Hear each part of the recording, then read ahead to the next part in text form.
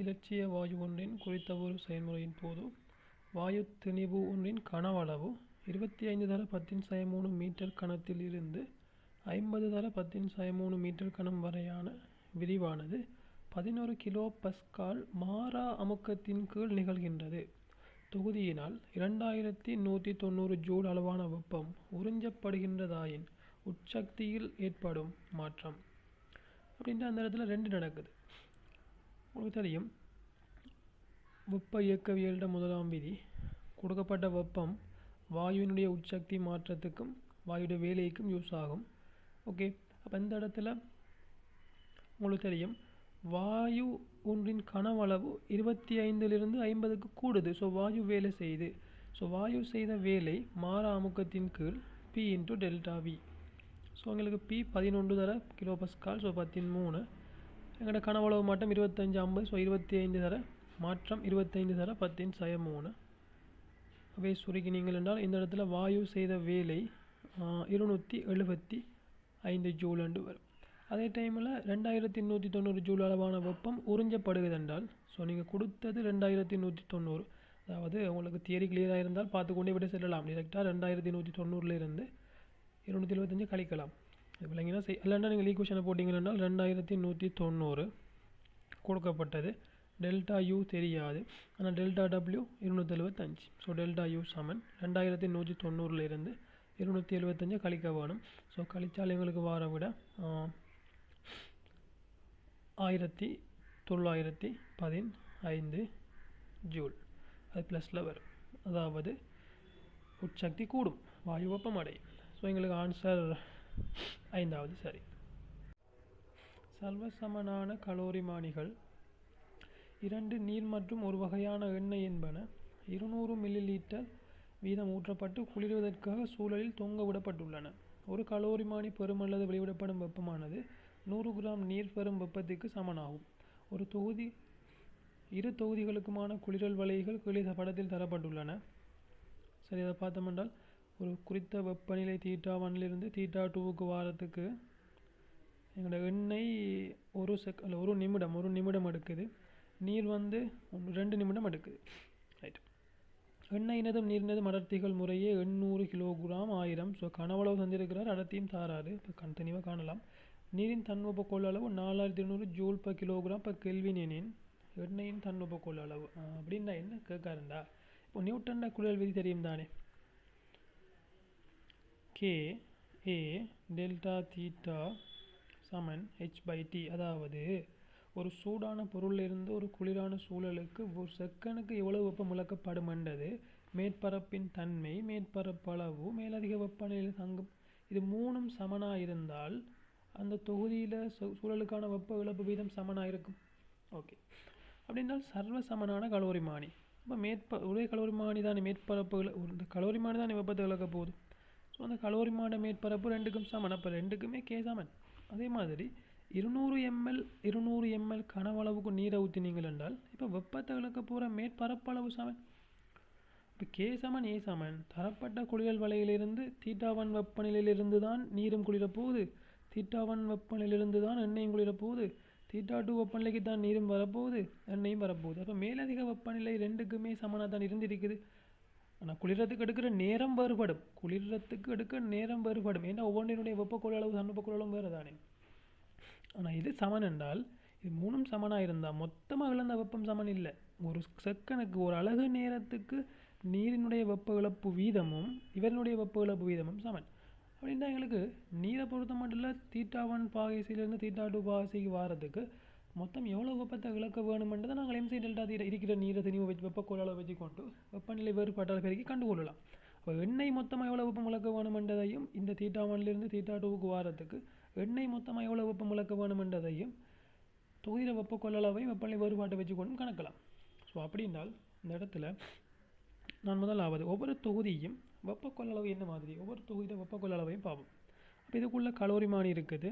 So கலோரிமானியும் θ1 θ2 குளிர வேணும். அப்போ 200 ml நீர், 200 ml இது நீர் என்று வெப்பம், இது எண்ணெய் என்று வெப்பம். ஸோ 200 ml நீர் என்றால் நீர் அடர்த்தி 1000 படியினால் அது 200 கிராம் என்று வரும்.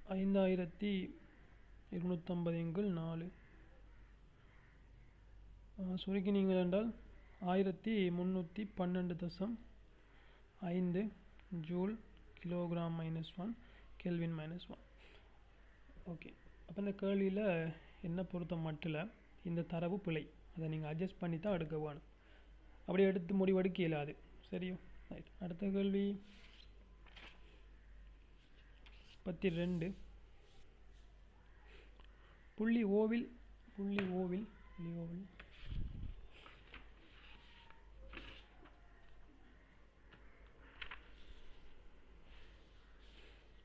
ரைட்.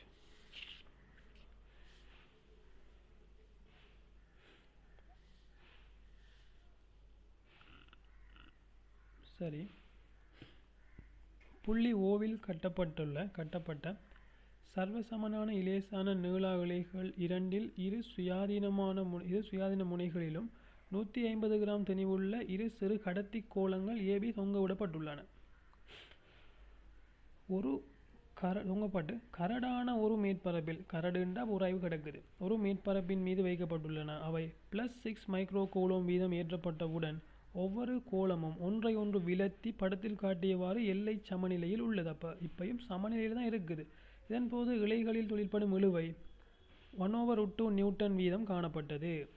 1/4π 9 எனின் ஒரு கடத்தி கோளத்தில் தாக்கும் மின் விசை FE தளத்தினால் ஒரு தளத்தின் மீது தாக்கும் செவ்வன்மருதாக்கம் R, தளத்திற்கும் கோளத்திற்கும் இடையிலான நிலையில் உராய்வு குணகம் μ.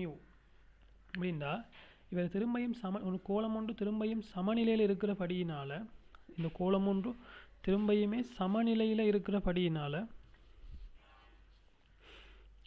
இந்த ஒரு கோளத்தை நான் கருதுவதன் மூலமாக ஒத்த ஏற்றங்கள் ஒன்றை ஒன்று தள்ளத்தானே வேணும். ஸோ எங்களோட மின்புல விசை FE இங்கால தாக்கும். அதே மாதிரி இவரை mg இவரை நிறை கீழே தாக்கும். அதே மாதிரி இதுக்கு மறுதாக்கம் மேலே தாக்கும். அதே மாதிரி இவரை இஞ்சால பக்கம் இவர் இயங்க போக்கலை, இஞ்சால பக்கம் மின்புல விசை தள்ளி கொண்டு இருக்கல இவரோட உராய்வு விசை இங்கால தாக்கும். அதை அதை ஃப்ரிக்ஷன் FRன்னு போடுவோம். ரைட் ஆகும். இப்போ எங்கிற கேள்வி இந்த FE என்ன, R என்ன, உராய்வு குணகம் என்னன்றது கேள்வி. ஸோ எங்களுக்கு இந்த இடத்துல முக்கியமான தரவு தரப்பட்டிருக்கு என்னென்றால் இந்த சந்தர்ப்பத்தில் இந்த இழை ஒன்று இருந்து அந்த இழையில் உள்ள இழுவை 1/√2 நியூட்டன் என்று சொல்லிட்டாரு. அதே டைமில் இந்த கோணம் 45 தந்துட்டாரு. அப்படி என்றால் உங்களுக்கு தெரியும் இந்த கோணம் 45 என்றால் இந்த கோணமும் 45. அப்படின்னா நிலைக்குத்தாகவும் சமநிலையில் தான் இருக்குது. ஸோ நிலைக்குத்தான சமநிலைக்கு உங்களோட கேள்வி நிலைக்குத்தான சமநிலை. ஸோ நிலைக்குத்தான சமநிலையில் இந்த டீனுடைய கூறு தான் வரும். ஸோ அது cos 45 வரும். ஸோ T/√2 × cos 45 1/√2 வரும். ஸோ 1/√2. ஓகே, cos 45 1/√2 என்றால் எனவே இந்த நிலைக்குத்தாக வர இழுவையிட கூறு எவ்வளோ வரும் என்றால் T/2 நியூட்டன், அதாவது 1/2 ½ நியூட்டன், 1/2 நியூட்டனுங்கிற விசை மேலே தாக்கும். அதாவது ½ நியூட்டனுங்கிற விசை மேலே தாக்கும். நிலைக்குத்தாகவும் சமநிலையில் தான் இருக்குது. அந்த ½ நியூட்டனுங்கிற விசை மேலே தாக்குற அதே சந்தர்ப்பத்தில் அந்த பொருளில் நிறை காரணம் 150. So 100 gram 1 Newton. So 1.5 Newton கீழே தாக்கும். ஆனால் இப்போயும் அது நிலைக்குத்தாக சமநிலையில் இருக்குங்கிறபடியினால் 1.5 நியூட்டன் கீழே தாக்குது. அதே டைமில் 5 நியூட்டன் இழுவை மேலே தாக்குது. ஸோ தேறியதாக சமநிலையில் இருக்க வேணும் என்றால் கீழே தாக்குற மொத்த விசையும் மேலே தாக்குற மொத்த விசையும் சமனாக வர வேணும். அப்போ 1.5 கீழே தாக்குது, 0.5 நியூட்டன் மேலே தாக்குது என்றால் இழுவை 0.5 நியூட்டனை கொடுக்குது என்றால் மிச்சம் 1 நியூட்டனையும் இந்த மறுதாக்கம் R தான் கொடுத்திருக்க வேணும். அப்படின்றால் இந்த இடத்துல நிலைக்குத்து மறுதாக்கம் Rனுடைய பெருமானம் 1 நியூட்டன் என்று வரும். இப்போ R 1 நியூட்டன் வர ஆன்சர் நாங்கள் பார்த்தோம் என்றால் ஒன்று தான். அப்போ சிம்பிள். ஓகே, பட் 5 தான், 5 முடிஞ்சு. ஓகே, மற்றது யோசிக்க தேவையில்லை. அப்போ நாங்கள் மற்றதையும் தெளிவாக பார்ப்போமே. சரி, அப்போ இது உங்களுக்கு 1 நியூட்டன் விளங்கிட்டு தானே. அப்போ மின்புல விசை என்னன்றது கேள்வி. சரி, மின்புல விசை என்னன்றதுக்கு முதல் அடுத்ததை நாங்கள் பார்ப்போம். உங்கள்கிட்ட கேட்டது FE தானே. ஸோ இந்த FE என்னன்றது தானே கேள்வி. ஸோ எஃப்இயை நீங்கள் காணலாம். உங்களுக்கு இடைப்பட்ட தூரம் தந்திருக்கிறாரு. 1/4πε0 தந்திருக்கிறாரு. ஸோ 2 ஏற்றங்கள் இருக்கும் பொழுது அவற்றுக்கு எப்பயும் தழுவி விசைக்கான சமன்பாடு 9 தர 10⁻9 1/4 கியூ கியூங்கிறது 636 கியூஆர் கியூ இன்ட்டு ஆர் சரி Q1 Q2 தானே. So Q skate. ஸோ 6 தர 6 36 மைக்ரோ கூலம்ங்கிற படியினால நாங்கள் என்ன செய்வோம் நல்லா எழுதுவோம். ஸோ இப்போ நாங்கள் அதை சுருக்கலாம். 9 தர 10⁻9 தர 6 தர 6 36. ஸோ மைக்ரோ கூலம் தானே அது. மைக்ரோ கூலம்னா நாங்கள் கூலத்துக்கு மாற்றுறதுக்கு 10⁻6 தர 10⁻12 பெருக்க வேண்டி வரும். அதுக்கு கீழே இடைத்தூரம்னா மையங்களுக்கு இடைப்பட்ட தூரம். அடுத்த 2 ஏற்றங்கள்ட மையங்களுக்கு இடைப்பட்ட தூரம் இந்த அம்புக்குரியங்களுக்கு 60 தாண்டி காட்டப்படுகிறது. அதுபோல் எங்களுக்கு சரியாக மையத்தில் இந்த தூரம் மாதிரி வர வேணும். அப்போ தான் இந்த கேள்வி செய்யலாம். இப்படி இந்த பேப்பரில் நிறைய அட்ஜஸ்ட்மெண்ட் பண்ணணும், சும்மா செய்ய இயலாது. சரியா? ஓகே. அப்போ மையத்தில் தூரம் வர வேணும். ஸோ எங்களுக்கு அது 60 சென்டிமீட்டர் மீட்டரில் போட வேணும். ஸோ 0.6 தர 0.62 வரும். ஸோ 0.6 0.6 0.36. ஸோ இது ஒரு முறை வரும். இதில் எங்களுக்கு 100 வரும். ஸோ 100 வந்தால் 9 தர 10⁻9 10⁻12 போனால் 10⁻3 மிஞ்சும். 10⁻3ல் 100 விட்டால் 10⁻1 மிஞ்சும். ஸோ 9 தர 10⁻1 9 தர 10⁻1. ஸோ எங்களுக்கு 0.9 நியூட்டன் மின்புல விசையாக வரும். அளவீடெல்லாம் ஏன் பிள்ளையாக குறிச்சிருக்கிறார். சரி 0.9 நியூட்டன் வரும். ஸோ எங்களுக்கு அப்பையும் பார்த்தீங்களென்றால் நாங்கள் ஆரை பார்த்தாலே விடையை பிடிச்சிடலாம். ஆனால் இருந்தாலும் சும்மா தெளிவுக்காக பார்ப்போம். 0.9 நியூட்டன். சரி, அடுத்தது மியூ மறுதாக்க விசைக்கு உராய்வு குணகத்தை கேட்குறாரு. உராய்வு குணகம் கேட்கப்படுகிறது. ஸோ உராய்வு குணகத்தை நீங்கள் காண வேணும் என்றால் திரும்பியும் சொன்ன மாதிரி இந்த இடத்துல உங்களுக்கு தெரியும் இந்த பொருள் எந்த சமநிலையில் இருக்குன்றால் அது எல்லா தளத்திலையும் சமநிலையில் தான் இருக்குது. இஞ்சாலையும் சமநிலை தான், இஞ்சாலையும் சமநிலை தான், எப்படி எடுத்தாலும் சமநிலை தான். எல்லா தளத்திலையும் விளைவு விசை 0 தான். அப்படின்டா இஞ்சால பக்கம் 0.9 நியூட்டன் தாக்குதுன்னு உங்களுக்கு தெரியும். சரி, அதே டைமில் இங்கால பக்கம் தாக்குற விசை என்னென்று கேட்டால் இந்த இழுவையினுடைய ஒரு கூறு வரும். இந்த இழுவையினுடைய ஒரு கூறு வரும். இழுவை உங்களுக்கு 1/2 நியூட்டன் என்று தெரிஞ்சபடியினால் அந்த இழுவையினுடைய ஒரு கூறு அது கொஸ்டின் 45 சைன் 40. இது கொஸ்டின் 45. ஸோ இது சைன் 45. அது 1 விட்டு அதுவும் எங்களுக்கு கோல் ஒன்று வரும். 0.5 நியூட்டன் என்று தான் வரும். ஸோ எங்களுக்கு இஞ்சால பக்கம் இந்த போலில் கிடை சமநிலைன்னு பார்த்தால் இஞ்சால மின்புல விசை தாக்கினது 0.9 நியூட்டன். அதே டைமில் எங்களோட இழுவையிட ஒரு கூறு இஞ்சால சமப்படுத்தினது 0.5 நியூட்டன். ஆனால் அந்த தளத்துலையும் ஓய்வில் தான் இருக்க வேணும் என்றால் இவ்வளவு தேறிய விசையும் தாக்கியும் அது இஞ்சால இயங்கல் என்றால் இஞ்சால பக்கம் இயங்க வெளிக்கிட்டதை எங்களோட உராய்வு விசை தான் சமப்படுத்தி இருக்க வேணும். ஸோ எங்களோட உராய்வு விசை எவ்வளோன்னு பார்த்தீங்களென்றால் அந்த இடத்துல 0.4 நியூட்டனாக இருந்திருக்கும். ஸோ உராய்வு விசை 0.4. ஆனால் அவர் கேட்டது உராய்வு விசை இல்லை, உராய்வு குணகத்தை தான் கேட்டிருக்கிறாரு. ஸோ உராய்வு குணகம் கேள்வி. ஸோ எங்களுக்கு தெரியும் F = μr. ஸோ 0.4 கீழே 6 உங்களுக்கு தெரியும் தானே. 6 எவ்வளவு தந்துட்டோம் வந்து கண்டம் தானே. 6 வந்து 1. ஸோ 1. ஸோ எங்களுக்கு மியூ வந்து 0.4 வரும். 6 முந்தி 1 கண்டம். ஸோ எங்களோட மியூ வந்து 0.4 வரும். ஓகே, அடுத்தது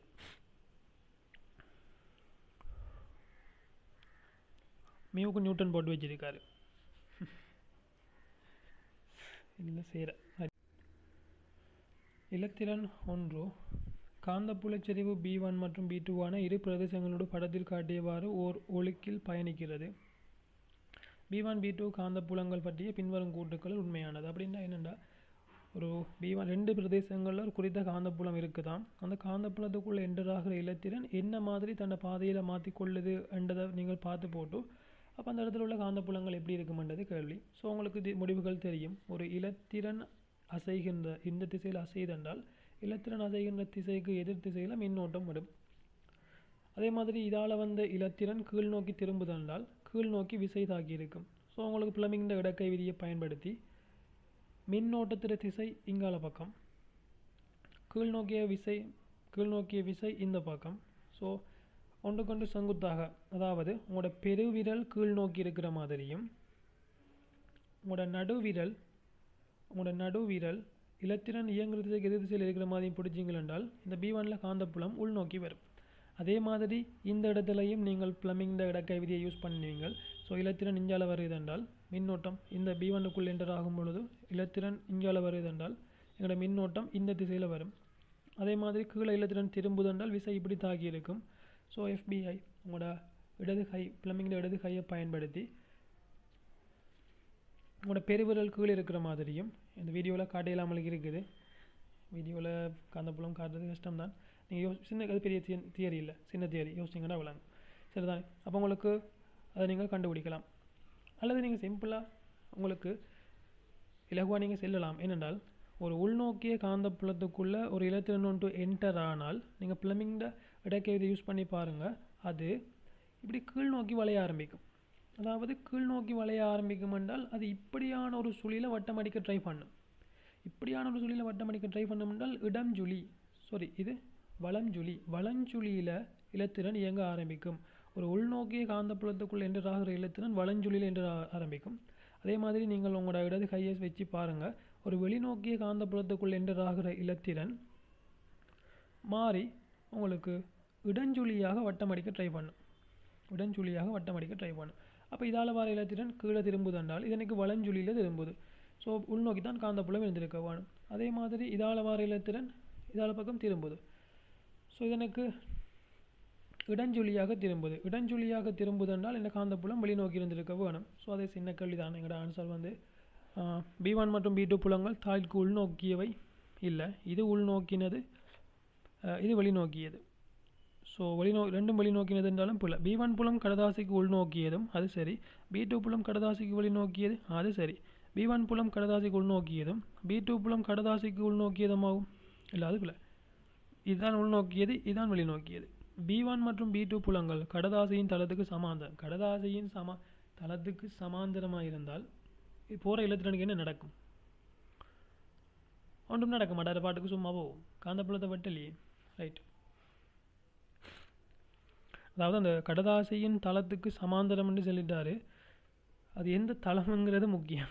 இலத்திரன் இயங்குகின்ற திசையிலே, அதாவது அந்த 5வது கூற்று, அதாவது கடதாசியிட தளம் இதென்றால் கடதாசியின் தளத்தில் இப்படி சமாந்தரமாக இலத்திரன் இருந்தால், இப்படி சில இருந்தால் அதுக்குள்ளே இலத்திரன் நின்றாக்களை விசதாக்காது. இப்போ இந்த இடத்துல ஆன்சராக வராது. ஆனால் கடதாசியின் தளத்துக்கு சமாந்தரம் என்று சொல்லி இதுவும் கடதாசியிட தளத்துக்கு சமாந்தரம் தானே. கடதாசியிட எந்த தளம்? கடதாசி என்ன இருக்குது சமாந்தரம், கடதாசியின் தளத்துக்கு சமாந்தரம். இதுக்குள்ளே என்ற இலத்திரன் விசையை உணரும். ஆனால் அது இந்த தளத்தில் திரும்ப மாட்டாது, மாறி இந்த தளத்தில் திரும்ப பார்க்கும், நிலைக்குத்தால் திரும்ப பார்க்கும். இதை உங்களுக்கு கடதாசிட தளத்திலேயே திரும்ப பார்க்குறாரு, ரைட். ஓகே, சும்மா ஞாபகப்படுத்துகிறேன். ஓகே, அடுத்த கேள்வி. புவியின் ஆறும் புவி மேற்பரப்பில் ஈர்ப்பு புலச்சரிவு G ஆகும் போது துணிக்கை ஒன்று புவி மேற்பரப்பில் இருந்து √GR வேகத்துடன் நிலைக்குத்தாக மேலே எறியப்படுகின்றது. புவி மேற்பரப்பில் இருந்து துணிக்கை அடையும் அதி உயர் வேகம். டிரெக்டாக சக்தி காப்பு. அதாவது உங்களோட புவி மேற்பரப்பில் புவியின் ஆரை R. அதே மாதிரி புவியிட மேற்பரப்பில் ஈர்ப்பு புலச்சரிவு G என்றால் அது உங்களுக்கு தெரியும், GM/R². ஸோ நீங்கள் வளமையாக இந்த ஐடியா உங்களுக்கு தெரிந்திருக்கும். GMங்கிறது நாங்கள் GR² நிறைய இடங்களில் யூஸ் பண்ணியிருப்போம். இருக்கட்டும், தந்திருக்காருன்னா வேலை ஒன்று இருக்குது தானே. ரைட். அப்போ இந்த இடத்துல அவருக்கு ஒரு அழுத்த சக்தி இருக்கும், புவி மேற்பரப்பில் ஒரு அழுத்த சக்தி இருக்கும். ஸோ அந்த டைமில் நீங்கள் ஒரு வேகத்தை கொடுத்தீங்கள் என்றால் இயக்க சக்தியும் இருக்கும். ஸோ அந்த மொத்த சக்தி ஆக்கப்படும் தானே. ஸோ அந்த இடத்துல உள்ள அழுத்த சக்தி சக நீங்கள் கொடுத்த இயக்க சக்தி புவி மேற்பரப்பில் துணிக்கை அடையும் அதி உயரம்னு கேட்டால் அது மொத்தமாக எந்த புள்ளியில் உள்ள மொத்த சக்திக்கு சமனாக வரலாமோ அவ்வளவு உயரம், அந்த உயரம் வரைக்கும் போகலாம். அப்படின்னா சக்தி காப்பு விதியின்படி மேற்பரப்பில் உள்ள மொத்த சக்தி -GM/R ப்ளஸ் மேற்பரப்பில் இயக்க சக்தி இருந்தது 12mv² சமன் எந்த தூரம் வரப்போகலாம் என்றால் அந்த எந்த புள்ளியில் இந்த மொத்த சக்தி முழுவதும் அழுத்த சக்தியாக மாறலாமோ அவ்வளவு வரைக்கும் போகலாம். ஸோ 1 கிலோகிராமுக்கு தான் M. ஸோ நீங்கள் கொண்டு போகிறது M திணிவு. ஸோ M திணிவு கீழே அந்த உயரத்தை நான் எச்சின்னு எடுக்கணும். இவ்வளோ தான், இதை சொல்லிக்கினா சரி. ஆனால் இந்த இடத்துல இந்த GMங்கிற தரவெல்லாம் அவர் தரல. ஸோ அவர் தந்த தரவின்படியே நாங்கள் போகணும் என்றால் இந்த GMக்கு என்ன போடலாம்? -GR² M/R +12mv²க்கு என்ன போடலாம்? ரூட் ஜிஆர் தானே. ஸோ விங்கிறது ரூட் ஜிஆர். ஸோ வி ஸ்கொயர்டுங்கிறது ஜிஆர் சமன் GR squared M over H. இப்போ இந்த எம் இந்த எம் இந்த எம் கேன்சல், இந்த ஜி இந்த ஜி இந்த ஜி கேன்சல், இந்த ஆர் ஸ்கொயர்ட் இந்த ஆர் ஸ்கொயர்ட் கேன்சல், இந்த ஆர் கேன்சல், இந்த ஆர் கேன்சல். ஸோ எஞ்சிறது -1 ப்ளஸ் half சமன் R over H. So 1 minus என்ன இது minus. So 1 minus half, so minus half சமன் மைனஸ் ஆர்ஹெச். ஸோ மைனஸும் பெட்டுப்படும். ஸோ உங்களுக்கு ஹெச் சமன் வரப்போகுது 2r. அப்போ எவ்வளோ வரைக்கும் போகலாம் என்றால் எங்களோட மையத்திலிருந்து 2r வர தூரத்தில் போகலாம். ஆனால் உங்கள்கிட்ட கேள்வி என்ன புவி மேற்பரப்பிலிருந்து துணிக்கை அடையும் அது உயரம் தானே. அப்போ மையத்திலிருந்து தான் நாங்கள் தூரங்களெல்லாம் அளக்கப்படும். ஸோ 2r தூரம் மையத்திலிருந்து, மேற்பரப்பிலிருந்தான தூரம். ஸோ 2r மைனஸ் ஆர் எங்களுக்கு அது ஃபர்ஸ்ட் ஆன்சர் வரும். அடுத்தது திணிவு 2 கிலோகிராம் ஆனதும் 6.5 மீட்டருமான கடத்தும் வளையம் ஒன்று பாய அடர்த்தி 10 டெஸ்லாவான காந்தப்புலம் ஒன்று நிலவும் தளத்தில் ஒப்பமான கிடை மேற்பரப்பின் மீது நிலைக்குத்தாக வைக்கப்பட்டுள்ளது. வளையத்தினோடு 4 ஆம்பியர் ஓட்டம் ஒன்று பாய ஆரம்பிக்கும் கணத்தில்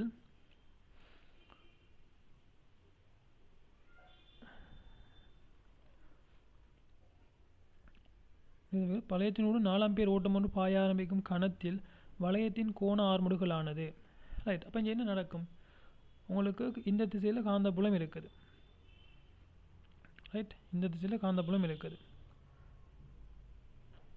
நிலவும் தளத்தில் ஒப்பமான கிடை மேற்பரப்பொன்றின் மீது நிலைக்குத்தாக வைக்கப்பட்டுள்ளது. ஸோ அந்த படத்தை நீங்கள் ஃபீல் பண்ண வேணும். எப்படி என்றால் ஒரு காந்தப்புலம் இங்கே பாருங்கள், பாயாயிரத்தி 10 டெஸ்லாவான காந்தப்புலம் ஒன்று நிலவும் தளத்தில். ஸோ எங்களோட காந்தப்புலம் இப்படி போகுதாம். எங்களோட காந்தப்புலம் இந்த திசையில் போய்கொண்டிருக்குதாம். இந்த திசையில் காந்தப்புலம் போய்கொண்டிருக்குதாம். அந்த போகிற காந்தப்புலம் போகிற தளத்துக்கு நிலைக்குத்தாக, ஸோ வளர்த்தாட்டி வைக்கல நீங்கள், இதுக்கு எப்படி சொல்கிறது, நிலைக்குத்தாக வச்சுருக்கீங்க. அதாவது இந்த படத்தை நீங்கள் கட் பண்ணி பாருங்கள், அது விளங்கும். ஸோ உங்களுக்கு கேள்வி, ஸோ இந்த சந்தர்ப்பத்தில் காந்தப்புலம் இங்கால போகும் பொழுது ஒப்பமான கிடைத்தள மேற்பரப்பின் மீது நிலைக்குத்தாக வைக்கப்பட்டுள்ளது. ஸோ நிலைக்குத்தண்டா இந்த கேள்வியில் ஒரு லாங்குவேஜ் பிரச்சனை ஒன்று இருக்குது. என்னென்னா இப்போ இதுதான் எங்களோட காந்தப்புலத்தில் திசையின் வெப்பமே. நான் உங்களுக்கு காட்டுறேன். ஸோ இதுதான் எங்களோட காந்தப்புலத்தில் திசையின் வெப்பமே. இந்த திசை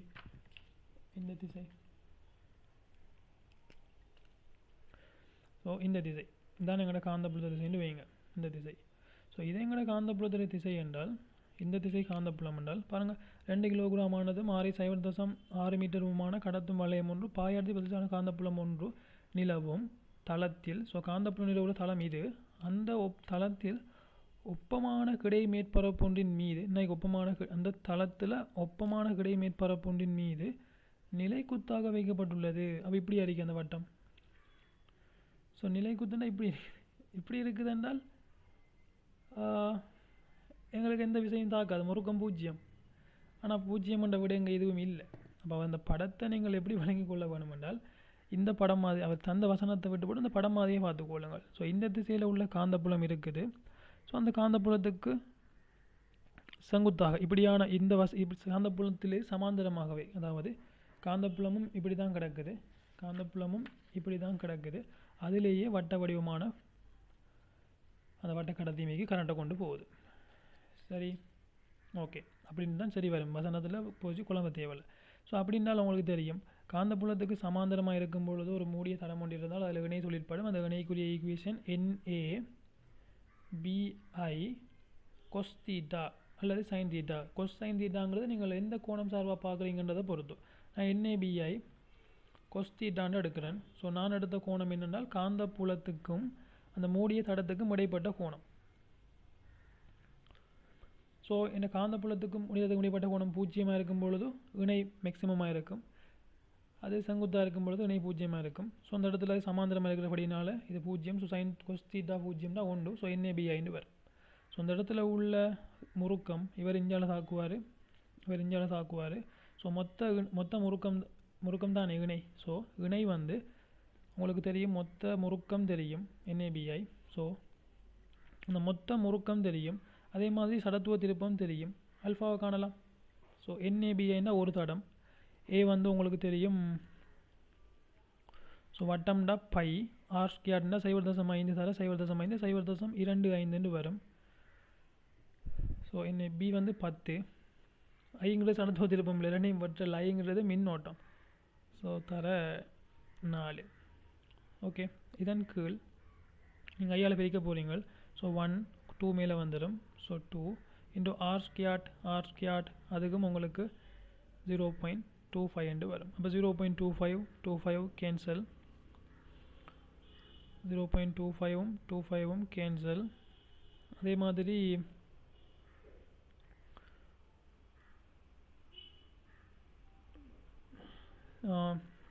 ஹாஃப் சரி, திணிவு 2 half mr ஸ்கொயர் தானே. ஸோ 1 கீழ் 2 மேலே வந்துடும், m வரும் 2. ஸோ 2 வெட்டுப்படும். ஸோ எங்களுக்கு வரப்போகுது 40 பை ரேடியன் செகண்ட் -2. ஸோ வசனம் வாசிக்கும் பொழுது சிக்கல் வரலாம். ஸோ அந்த விடையை பார்த்து அந்த 0 இல்லைன்ற அடிப்படையில் அப்போ அது எப்படி தான் இருந்திருக்குன்னு நீங்கள் ஃபீல் பண்ணி எடுக்க வேணும். நீங்கள் ஃபீல் பண்ண வேணும். பொதுவாக அந்த மேக்னெட்டிக் ஃபீல்ட் எல்லாம் யோசித்து 3Dயில் ஒரு முப்பரிமாணமாக யோசிக்கும் பொழுது தான் ஒரு கிளியரான ஐடியா வரும். ரைட், அடுத்த கேள்வி 36. குறுக்குவெட்டு பரப்பு 0.01 சென்டிமீட்டர் வர்க்கம் மற்றும் நீளம் 2 மீட்டரான உலோக கம்பியொன்றின் மீது 5 தர 10⁻³ ஜூல் வேலை ஒன்று செய்யப்படும் போது அதன் நீளம் 2.001 மீட்டர் வரை அதிகரித்திருக்கலாம். கம்பியாக்கப்பட்டுள்ள உலோக திரவியத்தின் யங்கின் மட்டு. ஓகே, இது சிம்பிள் கேள்வி. அதாவது ஒரு ஈர்க்கப்பட்ட வேலையில் செய்யப்பட்ட வேலை தந்திருக்காரு. உங்களுக்கு செய்யப்பட்ட வேலைங்கிறது சராசரி விசை ஹாஃப், நீங்கள் கொடுத்த சராசரி விசை இன்டு நீட்சி தான் செய்யப்பட்ட வேலை. ஸோ உங்களுக்கு சராசரி விசை ஹாஃப், எஃப் தெரியாது, ஆனால் நீட்சி தெரியும். 2 இருந்தது 2.001 மாறிட்டு. ஸோ 0.01 சமன் 5 தர 10⁻³ இதை நாங்கள் 10⁻³ எழுதலாம் தானே. 1 தர 10⁻³. So 10⁻³ cancel. ஆகவே நீங்கள் கொடுத்த விசை 0.001 நியூட்டன் வர இழுக்கப்பட்ட நிலையில் நீங்கள் கொடுத்து வச்சு கொண்டிருக்கிற விசை 10 நியூட்டன். நீங்கள் தொடர்ந்து 10 நியூட்டன் கொடுத்தோன்னு சொல்லலாது. இப்போ இந்த ஈர்க்கப்பட்ட நிலையில் 10 நியூட்டன் தாக்கி கொண்டு இருக்குது.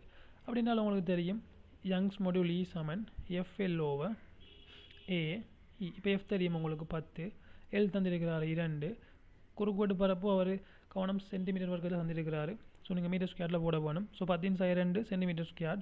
ஸோ அதை நீங்கள் மீட்டர் ஸ்கொயருக்கு மாற்றுறதுக்கு 10⁻4 பெருக்குவீங்க.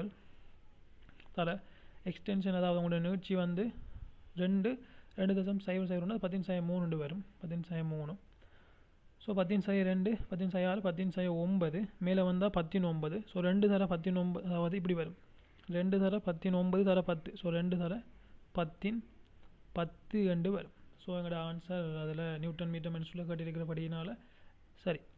ஸோ எங்களோட ஆன்சர் வந்து 5வது ஆன்சர். சரியோ? ஓகே, 5 சரி. அடுத்தது 37. வெவ்வேறு திரவியங்களாலான சமனான புற ஆரையுடைய P மற்றும் Q ஆகிய பொற்கோளங்கள் 2 சமனான திணிவை கொண்டுள்ளன. பொற்கோளம் P ஆக்கப்பட்டுள்ள திரவியத்தின் அடர்த்தியானது Qவின் திரவியத்தின் அடர்த்தியை விட அதிகமாகும். பின்வரும் கூற்றுக்களை கருதுக. என்ன சொல்றாருன்னா, உங்களுக்கு புற ஆரை சமனாம் Pயும் இருக்குதாம் Qவும் இருக்குதாம். புற ஆரை சமன். ஓகே தானே? புற ஆரை சமன், Pயும் இருக்குது Qவும் இருக்குது. ஆனால் உங்களுக்கு இந்த இடத்துல சொல்லப்படுகின்ற தரவு என்ன? வெவ்வேறு திரவியம் ஆனால் புற ஆரை சமன். ஸோ இந்த 2 ஆரையும் சமன் ஆனால் வெவ்வேறு திரவியம். சரி, அப்படின்னா கட்டாயம் ஆரை சமன், புற ஆரைகள் சமன் ஆனால் வெவ்வேறு திரவியம் ஆகிய பொற்கோளம் தான் என்னென்னா டென்னிஸ் பால் மாதிரி உள்ள கொண்டும் இல்லை. ஓகே, பொற்கோளங்கள் இரண்டும் சமனான திணிவை கொண்டுள்ளது. இந்த கேள்வியிலே ஒரு விஷயம் இருக்குது என்னென்னா புற ஆரை சமன் வேறு வேறு திரவியம் அப்போ அடர்த்தி வேறுபடும். ஸோ பொற்கோளம் பி ஆக்கப்பட்டுள்ள திரவியத்தின் அடர்த்தியானது கியூவின் திரவியத்தின் அடர்த்தியை விட அதிகமாகும். ஸோ இவர் அடர்த்தி அதிகம். அப்படி என்றால் இவர் அடர்த்தியை விட இவர் அடர்த்தி அதிகம். நீங்கள் பொற்கோளம் ஒன்றை தயாரிக்கீங்க, ஆனால் புற ஆரை சமனாக வருது. இது எப்படி சாத்தியம்? ஸோ திணிவும் சமனாக வருது. அப்போ இது எப்படி சாத்தியம் என்றால் அடர்த்தி கூடியவரினுடைய அந்த திக்னஸ் டென்னிஸ் பால் மாதிரி தான், உள்ளுக்கு ஒன்றும் இல்லை. அந்த திக்னஸை விட அடர்த்தி குறைஞ்சவர் கொஞ்சம் கூட திக்னஸாக இருக்குது, உள்ளுக்கு கூட திக்னஸ் வர மாதிரி தயாரிக்கலாம் தானே. இப்போ அடர்த்தி குறைந்தவரும் உள்நோக்கிய திக்னஸ் கூட, அடர்த்தி கூடினவர் திக்னஸ் குறைவு, ஆனால் புற ஆரை சமன். ஸோ திக்னஸை மாற்றி இந்த வசனம் உங்களுக்கு செல்லப்படுது. ரைட். இப்போ இந்த வலத்தையும் வாசித்ததில் எடுக்கப்பட்ட முடிவு தான். சரி, ஒரே பிசுக்குமை திரவத்தினுள் விழும்போது கோளம் பியின் முடிவு வேகமானது கோளம் கியூவின் முடிவு வேகத்திலும் அதிகமாகும். உங்களுக்கு தெரியும், ஒரு பிசுக்குமை குணகத்துக்குள்ள ஒரு வி வேகத்தோட ஒரு கோளம் இயங்கினால் அந்த கோளத்தில் தாக்குகின்ற பிசுக்கு விசைக்கான சமன்பாடு F சமன் 6π ஈட்டா ஆர் இன்ட்டு வி. இந்த ஆறுங்கிறது கோளத்தினுடைய ஆறு, 6π ஈட்டாங்கிறதெல்லாம் மாறிலி. ரைட். இப்போ ஒரே பிசுக்குமை குணகத்தில் நீங்கள் ரெண்டையும் கொண்டு வந்து போட்டிங்களென்றால் உங்களுக்கு தெரியும், முடிவு வேகம் அடையப்பட்ட சந்தர்ப்பத்தில் அந்த கோளத்தில் உள்ள தேறிய விசை 0. அப்படின்னால் கோளத்தை நீங்கள் கீழே போடும் பொழுது mg கீழே தாக்கும், மைனஸ் u மேலே தாக்கும், சமன் 6π ஈட்டா ஆர்வியாக இருக்கும். இதானே முடிவு வேகத்துக்குரிய ஈக்குவேஷன்.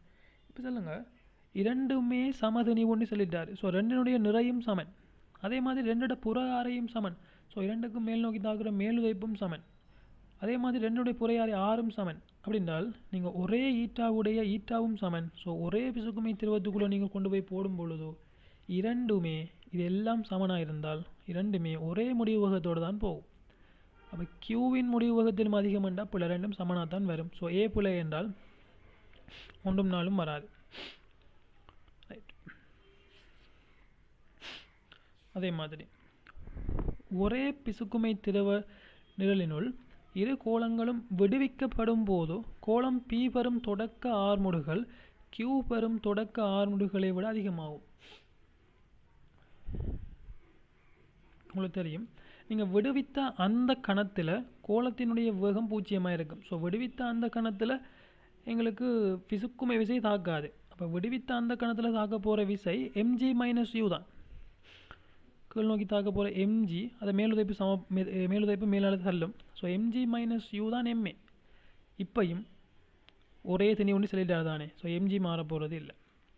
புற ஆரை சமன் தானே, யூவும் மாறப்போகிறது இல்லை, திணிவும் சமன் தானே. பிறகு 2 ஆர்முடுகள் மாற வேண்டி வரும். இரண்டுமே ஒரே ஆர்முடுகள், ஒரே வேக நேர வரைவு, ஒரே எஸ்டி கிராஃபோடு வரும். ஸோ பியும் பிள்ளை.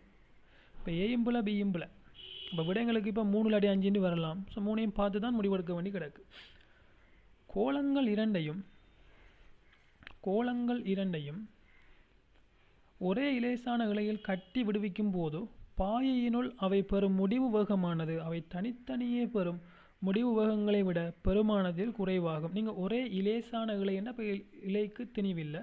அப்போ நீங்கள் ரெண்டையுமே இப்போ ஒரே இலேசான இலையில் கட்டினீங்கள் என்றால் இப்போ இந்த தொகுதியில் திரும்பியும் mg மைனஸ் யூ சமன் 6π ஈட்டா ஆர்வி. இப்போ சொல்லுங்கள், நீங்கள் ரெண்டையுமே ஒரே திணிவாக கட்டினாலும் இப்போ தொகுதியில் மொத்த நிறை 2 மடங்காக கூடும். இப்போ ரெண்டுமே ஒரு கோளம் சார்பாக இப்போ 2 பேரும் வந்தபடியினால் ஒரு கோளம் சார்பாக தொகுதியில் மொத்தம் 2 மடங்கு கூடும். அதே மாதிரி இப்போ முந்தி வி இப்போ இவரும் சேர்ந்து மொத்தம் மேலுதைப்பும் 2 மடங்காக கூடும். அதே டைமில் 6π ஈட்டா மாறாது. ஸோ அதே டைமில் இது 2 பேரும் நீங்கள் உள்ளே விடுறபடியினால் உங்களோட ஒவ்வொரு கோளங்களினுடைய ஆரையும் மாறாது தான். ஆனால் மொத்தமாக எங்களுக்கு இப்போ இதே மாதிரி ரெண்டு விஸ்கோஸ் ஃபோர்ஸில் தானே வரும். இது 2 மடங்காக கூட 2 மடங்காக கூட இவரில் மட்டும் தாக்குறது 6π ஈட்டா ஆர்வி. அதே மாதிரி இவருக்கும் சேர்த்து 6π ஈட்டா ஆர்வி தாக்கும். ஸோ இதுக்கும் டபுளாக மாறப்போகுது. ஸோ எல்லாம் டபுளாக மாறப்போகுது. பிறகு என்ன எங்களோட விஸ்கோஸ் ஃபோர்ஸ் மாறப்போகுது. அது என்ன செல்லவான் என்றால் நீங்கள் ரெண்டையும் கட்டி விட்டீங்கள் என்றால் இவர் தனியாக வந்தால் என்னென்ன விஷயம் இவர் மட்டும் உணர்வாரோ அதே விஷயத்தான் இவர் இப்போ உணர போகிறாரு. ஏன்னா அதே வி அதே mg. இவர் என்ன உணர போகிறாரு, அதே வி அதே mg. பிறகு நீங்கள் ரெண்டை சேர்த்து வச்சாலும் அதே முடிவகத்துடன் வரணும். பிறகு முடிவக மாறவான், அதுக்கு மாறக்கூட அது மாற மாட்டான், கூட குறைய செல்ல இல்லாது. ஆனால் இவரை விட திணிவு கூட இருந்தால் அது இவரை விட திணிவு குறைய இருந்திருந்தால் முடிவகங்கள் மாறி இருக்கலாம். ரெண்டும் சமதிணிவு சம புற ஆரை என்றால் முடிவு வேகம் மாறாது. நீங்கள் சும்மா போட்டால் இவர் என்ன விஷயம் உணர போகிறாரோ அதே விஷயத்தான் இப்போ இவர் உணர போகிறாரு. நீங்கள் ரெண்டையும் கட்டி வச்சாலும் சரி, இவர் முந்தி என்ன விஷயங்களை உணர்ந்தாரோ அதே விஷயம் உணர்வார், இவரும் முந்தி என்ன விஷயங்களை உணர்ந்தாரோ அதே விஷயங்களை உணர்வார். ஆனால் ரெண்டையும் நீங்கள் கட்டி போட்டிங்களென்றால் முடிவுகள் மாறும். ஆனால் இப்போ ரெண்டும் வேறு வேறு திணிவுகளாக இருந்தால் முடிவுகள் மாறும். ஆனால் இப்போ ரெண்டுமே அதே கோலம் தான். ஸோ இப்போயும் அதே முடிவுகத்தோடு தான் வர வேணும். ஸோ எங்களுக்கு அப்போ எல்லாம் பிள்ளையா? அப்போ எல்லாம் பிள்ளை. ஸோ எங்களோட ஆன்சர் 5 என்று வரும். ஓகே, அடுத்த கேள்வி.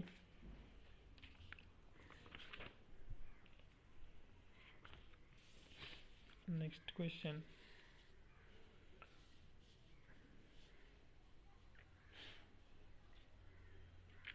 உள்ளாரை ஸ்மால் ஆறான மைத்துளை குழாயொன்றை நிலைக்குத்தாக வைத்து அதனுள் நிலைக்குத்து உயரம் எச்சான நீர்நிரல் அமையுமாறும் மேலே சவர்க்கார குமிழி ஒன்று உருவாக்கப்படுகின்றது.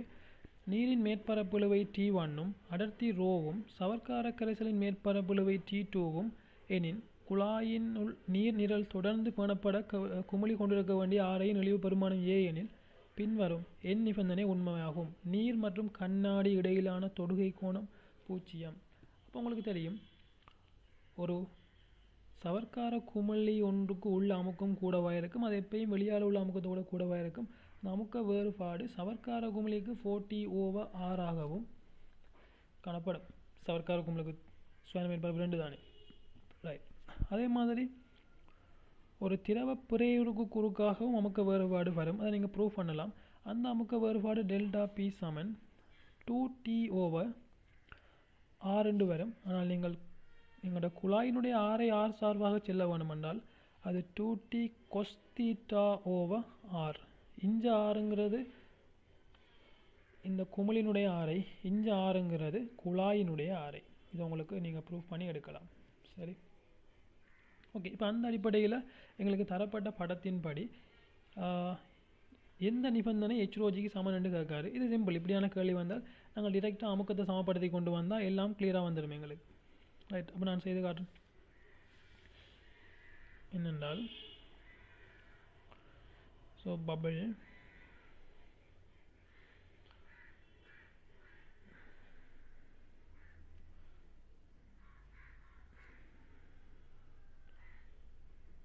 H நீர். ரைட், அப்போ இவிடத்த வளிமண்டல அமுக்கம் பை இருக்கும். ஸோ பையை விட இந்த அமுக்கம் கூட. எவ்வளோ தாள கூட? இதுக்குள்ளே எவ்வளோ தாள கூட? ஸோ நாங்கள் எழுத போகிறேன் பை இங்கே உள்ளுக்கு கூட. எவ்வளோ கூட? ஸோ இந்த பாதை வழியை அமுக்கத்தை சமப்படுத்தி கொண்டு வர போகிறேன். ஸோ உள்ளுக்கு இருந்த இவிடத்த பை, அப்போ இதுக்குள்ள அமுக்கம் என்ன? பை ப்ளஸ் 4T/, அது ஆரை A என்று சொல்கிறாரு. அப்போ A T1 என்ன? சவர்க்கார T1ம் சவர்க்கார கரைசலின் மேற்பரப்புழுவை T2. அப்போ இது T2 வரும். ஸோ இப்போ இதுக்குள்ளே வந்துட்டேன். ஸோ ஒரே அமுக்கம் ஒரே அமுக்கம். இப்போ எங்களோட புறையுறு கீழ் நோக்கி காணப்படுது. ஸோ இதை விட இந்த அமுக்கம் குறைவு, இதுக்குள்ளே அமுக்கம் குறைவு. எவ்வளோ தாள குறைவுங்கிறது -2T cos θ. அது தொடுகை கோணம் 0 வழியினால் எனக்கு 1 வரும். ஸோ 2T/, குழாயிட மைத்துளை குழாயிட ஆரை தந்திருக்கிறாரு R. சொந்த இடத்துல உள்ள அமுக்கம் கண்டாச்சு. திரும்ப கீழே போகிறேன் HρG ப்ளஸ் HρG. அதே மாதிரி திரும்ப இப்படி ஒரு புறையுறு இருக்குது. ஸோ இப்போ கீழ் நோக்கி தள்ளி இருக்குது. ஸோ இப்போ இந்த அமுக்கம் கூட, இந்த அமுக்கம் குறைவு. எவ்வளோ தாள குறைவு? -2T/R சமன். எதுக்கு திரும்ப சமன் ஆகும்? திரும்ப வளிமண்டலத்துக்கு வந்துட்டீங்க. ஸோ பைக்கு சமன்.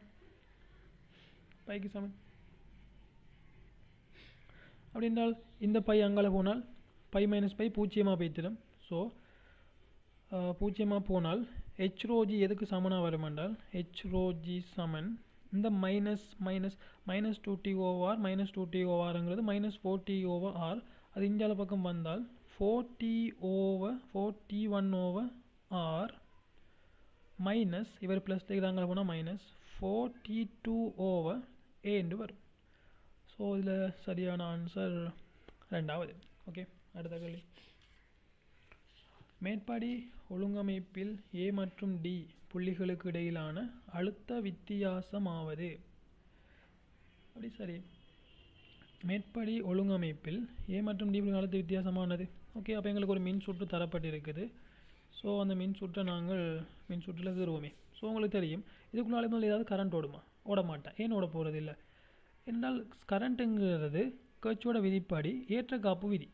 ஸோ ஒரு மூடிய சுற்றுல ஏற்றம் காக்கப்படும். இந்த மூடிய சுற்றுலேருந்து இதால் போகிற ஏற்றம் இதுக்குள்ளே கொஞ்சம் ஏற்றம் போனால் கொஞ்சம் ஏற்றம் காக்கப்படாது.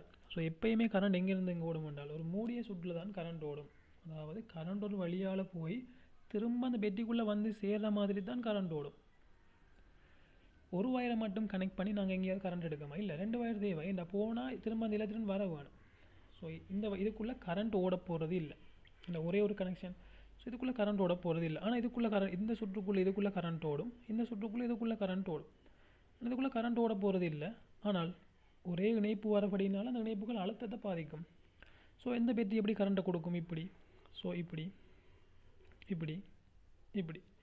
ஸோ கரண்ட் இப்படி இப்படி இப்படி இப்படி. உங்களுக்கு தெரியும், கரண்ட் அழுத்தம் கூடிய இடத்துலேருந்து குறைந்த இடத்தை நோக்கி ஓடும். அப்படி என்றால் இந்த இடத்துல நீங்கள் ஏதாவது ஒரு சுற்று எடுக்கலாம். நான் சும்மா சொல்கிறேன். இந்த சுற்றுக்குள்ளே உள்ள மொத்த 20 வோல்டேஜ் தான் இந்த மூடிய சுற்றுக்குள்ள உள்ள அழுத்த வேறுபாடு. ஸோ இது 6 இது 4 வந்தால் இவருக்குள்ள மொத்தம் 12 வோல்டேஜ் அழுத்த வேறுபாடு வரும். அது கரண்ட் இப்படி ஓடுறபடியினால இதை விட இங்கே 12 குறையும். அதே மாதிரி இவருக்குள்ள கரண்ட் இங்கே வரபடியினால இவருக்குள்ள 8 விழும். ஸோ இதை விட இங்கே 8 குறையும். ஸோ 8 வோல்டேஜ் வேறுபாடு இவருக்குள்ளே வரும். அதே மாதிரி இதுக்குள்ளே மொத்தம் 10 வர வேணும். ஸோ இதுக்குள்ளே 6 வோல்டேஜ் அழுத்த வேறுபாடு வரும். இதுக்குள்ளே 4 வோல்டேஜ் அழுத்த வேறுபாடு வரும். ஸோ நீங்கள் நாங்கள் உண்மையாக கதைக்கிறது அழுத்த வேறுபாடு. ஸோ இப்போ நீங்கள் விரும்பினால் இவங்களுக்கு கேள்வி ஏக்கும் டிக்கும் புள்ளிகளுக்கு இடையிலான அழுத்த வித்தியாசம் தானே. ஸோ நீங்கள் விரும்பினால் எந்த புள்ளி சார்பாகவும் பார்க்கலாம். நான் என்ற வசதிக்காக இந்த அழுத்தத்தை 0 எடுக்க போகிறேன். இந்த டி என்ற அழுத்தத்தை 0 எடுக்க போகிறேன். ஸோ இது 0 என்றால் உங்களுக்கு தெரியும், இது 0 இருந்தால் கரண்ட் இப்படி வருது. ஸோ இதை விட 8 வோல்டேஜ் அழுத்த வேறுபாடு வரும். ஸோ இവിടുത്തെ 8 வோல்டேஜ் வரும். ஸோ இது 8. இந்த வயருக்குள்ளே கரண்ட் ஓட போகிறது இல்லை. ஸோ இந்த தடை வேலை செய்ய மாட்டான். ஸோ வெறும் கம்பி. ஸோ இது 8.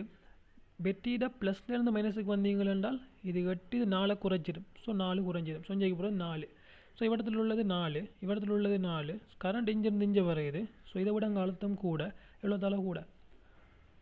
6 கூட. ஸோ 4 மாறும் 10. ஸோ இது சார்பு 5 அழுத்தம் 10 வோல்டேஜ். உண்மையான சுற்றில் உள்ள அழுத்தங்கள் உண்மையாக எப்படி நடக்கும்? உண்மையாக ஒரு பெட்டி 10 வோல்டேஜ்னா 10 வோல்டேஜ் இல்லை தானே, அது அழுத்த வேறுபாடு தானே 10.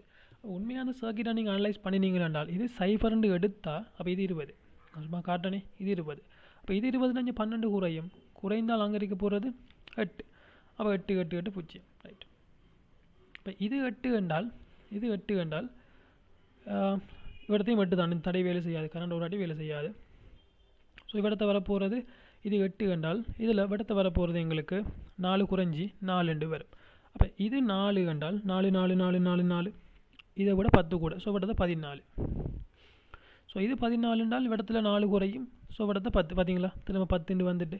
ஸோ இதுதான் இந்த இடத்துல உள்ள வோல்டேஜ் அனலைஸ்மெண்ட். இந்த புள்ளி சார்பாக நீங்கள் விரும்பினால் எந்த புள்ளி சார்பாகவும் அனலைஸ் பண்ணலாம். நாங்கள் மின்னோட்டங்கள் கதைக்கும் பொழுதோ வோல்ட் அளவு வேறுபாடு தான் முக்கியமே தவிர வோல்ட் அளவுகள் எங்களுக்கு முக்கியம் இல்லை எலக்ட்ரிசிட்டியில்.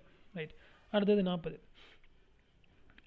படத்தில் காட்டப்பட்டுள்ள சுற்றமைப்பில் எக்ஸ் தடைக்கு குறுக்காக அகத்தடை 6000 ஓமை கொண்ட ஒரு வோல்ட்மானி அப்போ இதில் ஆன்சர் 10.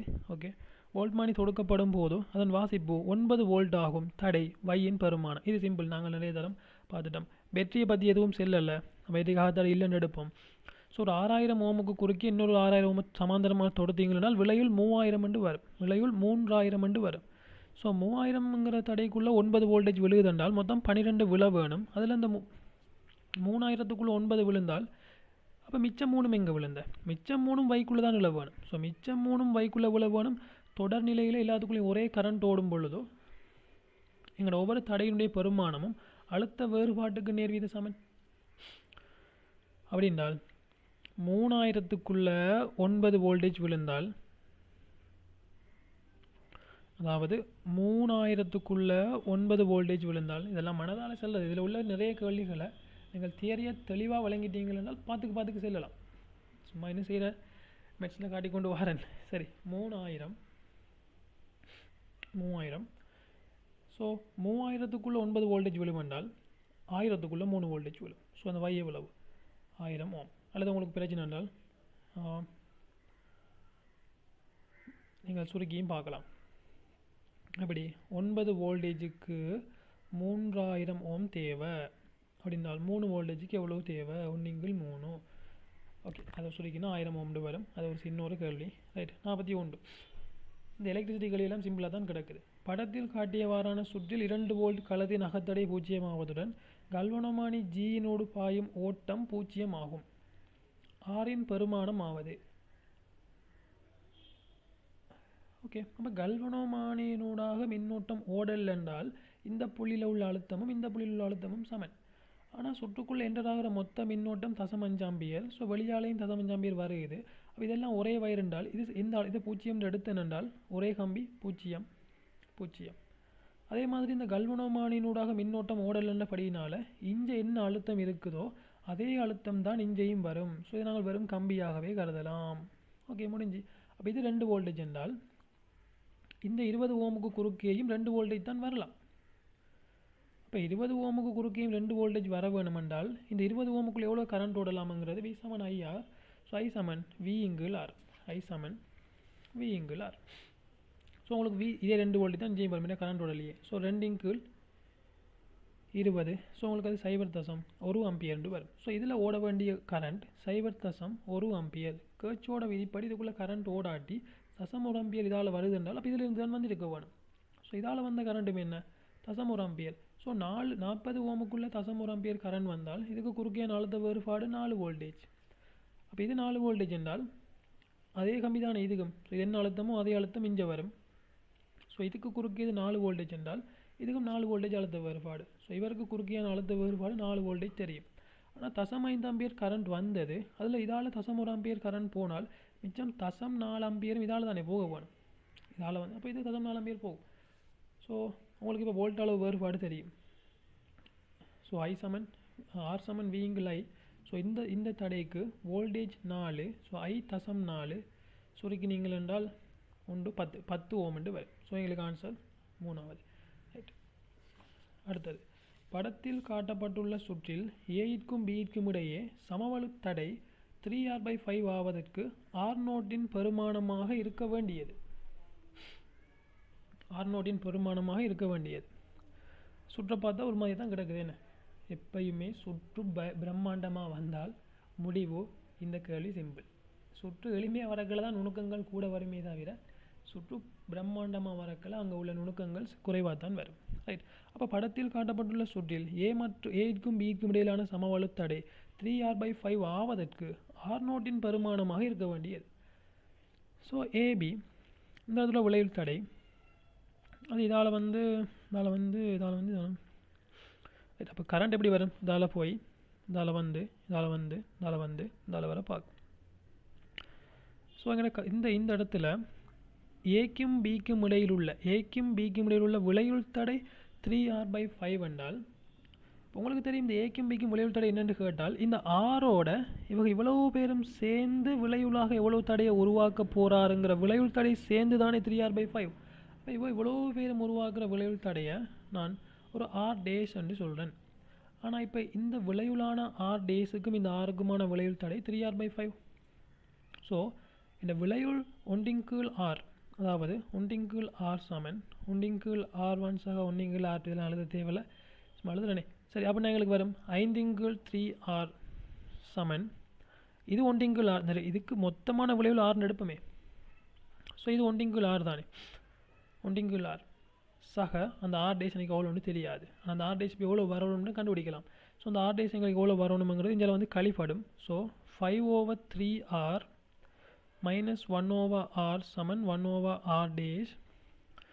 ஸோ நீங்கள் 3R பொதுவாக எடுத்தீங்கள் என்றால் உங்களுக்கு வரும் அது 2/3R சமன் 1/R'. ஸோ உங்களுக்கு R' வரும் 3R/2 என்று வரும், அதாவது 1.5R என்று வரும் 3R/2.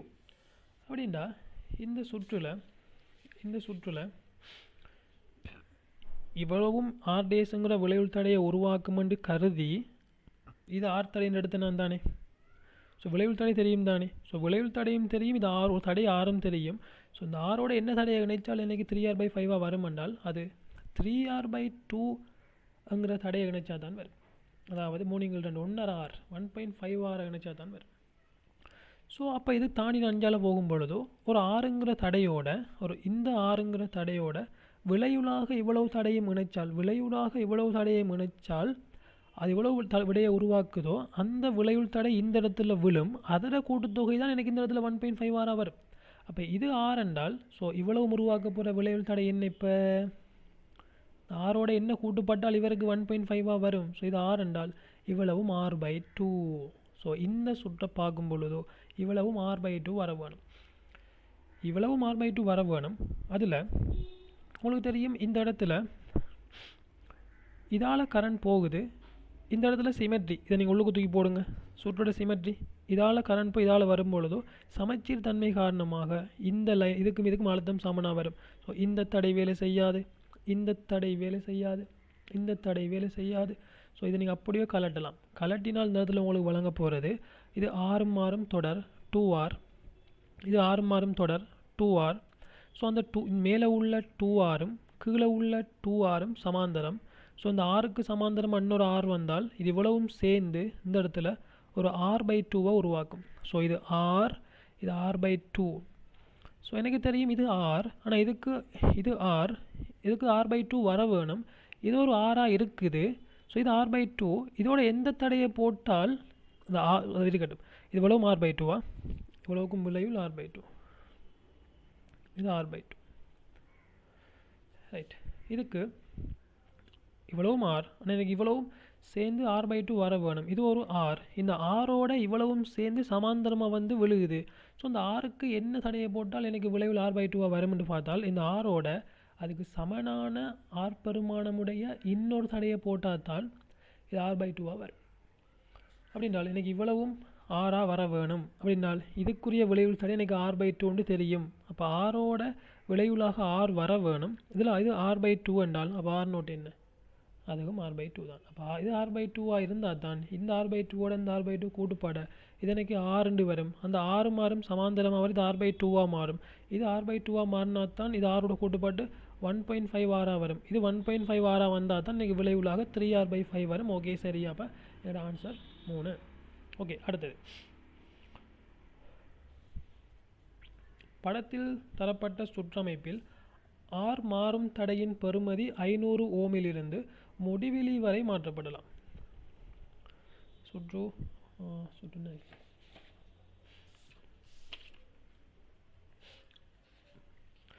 ஜேனர் சம்பந்தப்பட்டது. என்ன ஜேனர் ரெண்டா உங்களுக்கு தெரியும். ஜேனர் ஒரு தியாகி, நல்ல பிள்ளை. ஜேனர் ஹெல்ப் பண்ணுவார். சரி பாப்போம்.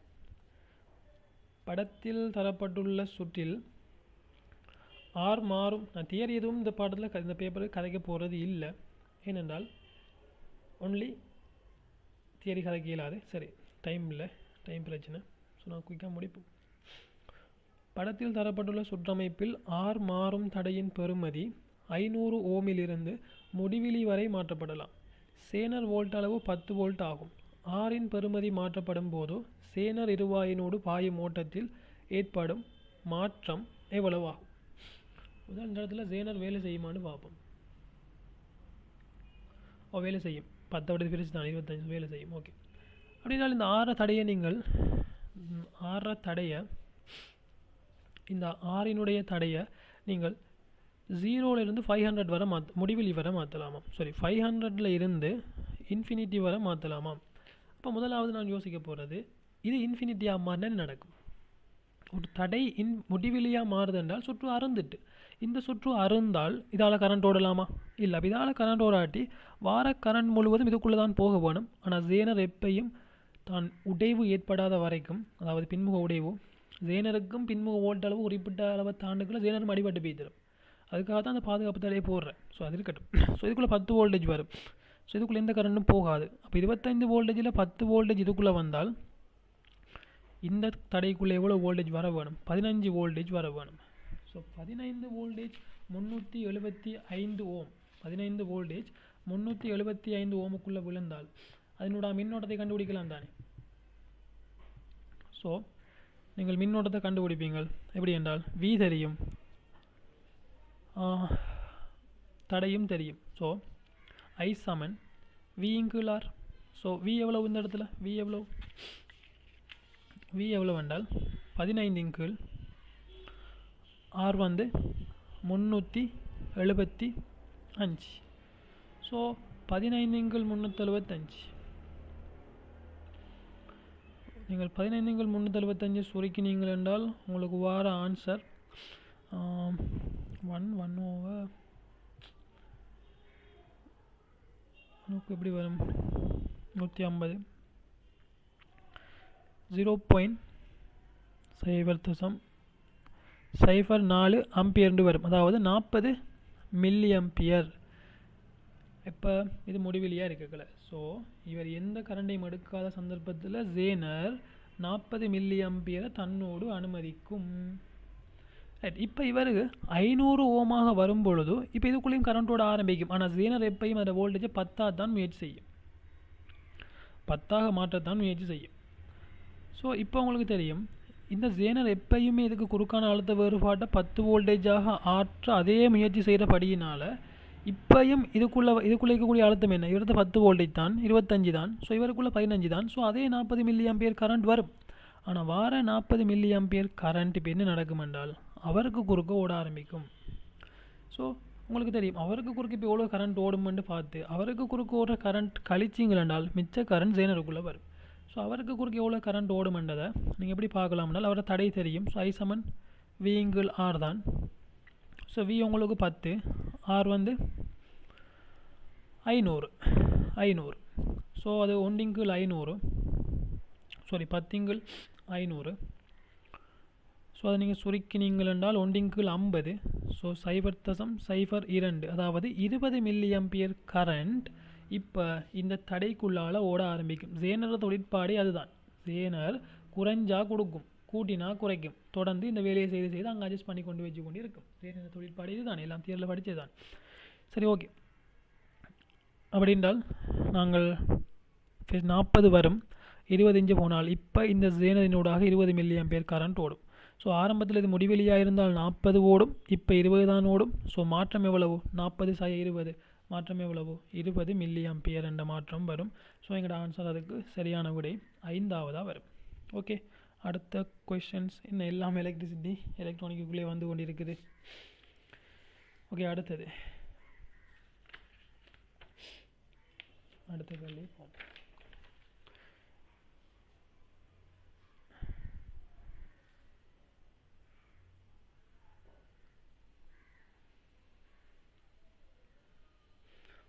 மீட்டர் பாலம் ஒன்றின் இடப்பக்கத்திற்கு நீர் வெப்பமாக்கியொன்றினுள் அமர்த்தப்பட்டுள்ள உலோக கம்பியொன்றும் வலப்பக்கத்தில் நியம தடையொன்றையும் தொடுத்து பாலக்கம்பியின் இடது நேர்முனைவாக்கத்தை அடையுமாறு களமொன்றும் தொடுக்கப்பட்டுள்ளது.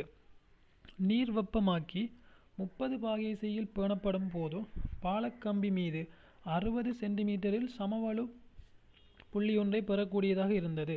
வெப்பமாக்கியின் வெப்பநிலை 80 பாகைசை வரை அதிகரிக்கப்படும் போது சமநிலை நீளம் 10 சென்டிமீட்டரினால் மாற்றம் அடைந்தது. கூடினிச்சா குறைஞ்சதான செல்லல்ல, மாற்றம் சொல்கிறாரு. உலோகத்தின் தடை வெப்பநிலை குணகமாக இருக்கக்கூடியது. என்ன சொல்கிறாருண்டா, உங்கள்கிட்ட ஒரு மீட்டர் பாலம்னா எப்பயும் 1 மீட்டர் நீளம். சரி, அப்போ எங்கிட்ட ஒரு மீட்டர் பாலம் இருக்குது. ரைட், அதில் ஒரு R30 ஒரு நியம தடை ஒன்று இருக்குதான்.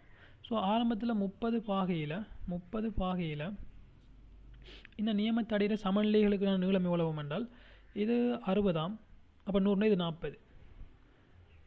இப்போ நீங்கள் இந்த தடையை, இந்த உலோக கம்பியை வெப்பப்படுத்துறீங்க. உங்களுக்கு தெரியும் எந்த உலோகத்தையும் நீங்கள் வெப்பப்படுத்தினீங்கன்னால் வெப்பநிலை தடை கூடும். இப்போ வெப்பப்படுத்த போகிறீங்க. ஸோ வெப்பப்படுத்தினீங்கன்னால் உலோகம் வெப்பநிலையோட தடை கூடி கொண்டு தானே போகும். அந்த மாற்றம் R0 × 1 + α δ θ தானே உலோகங்களினுடைய வெப்பநிலையோட தடை எப்படி மாறும் என்ற சமன்பாடு. உலோகங்கள் வெப்பப்பட்டு தடை கூடும் தானே. இப்போ அவர் மாற்றம் என்ன 10 சென்டிமீட்டர், அது நீளத்தில் உள்ள அதிகரிப்பா குறைவா? அதிகரிப்பு. தடை கூடினால் சமநிலை நீளமும் கூடத்தானே வேணும். ஆனால் இந்த நியம தடை மாறுமா? மாறாது. ஸோ எங்களுக்கு 80 பாகைசில் என்ன நடக்கும் என்றால்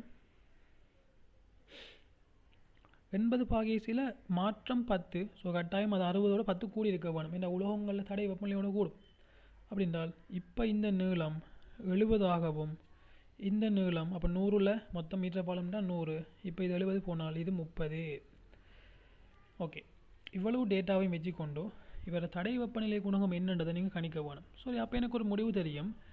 இவர தடை 4க்கு 40க்கு 60 என்றால் 4க்கு 6 2க்கு 3. ஸோ இந்த நியமத்தடை அங்கே என்ன பெருமானம் இருந்ததோ அதே பெருமானம் தான் இங்கேயும் வரும். ஸோ நான் வசதிக்காக இது ஆரம்பத்தடையை 2R எடுத்து நின்றால் இங்கேயும் அதே 2R தான் வரும். ஏன்னா நியமத்தடையில் மாற்றம் இல்லை.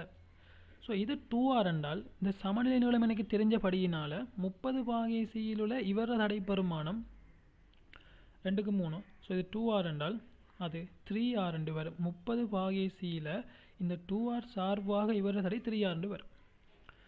ஸோ இப்போ 80 பாகை சியில் திரும்பியும் சமநிலை அடையும் பொழுது உங்களுக்கு தெரியும் இதுக்கும் இடையிலான விகிதமும் இதுக்கும் விகிதமும் சமன். ஸோ இப்போ 3க்கு 7 என்று வரும். ஸோ 3ங்கிறது 2R என்றால் 7ங்கிறது எவ்வளவு? ஸோ நீங்கள் 2Rஐ 3ஆ பிரித்து 7ஆ பெருக்குவீங்க.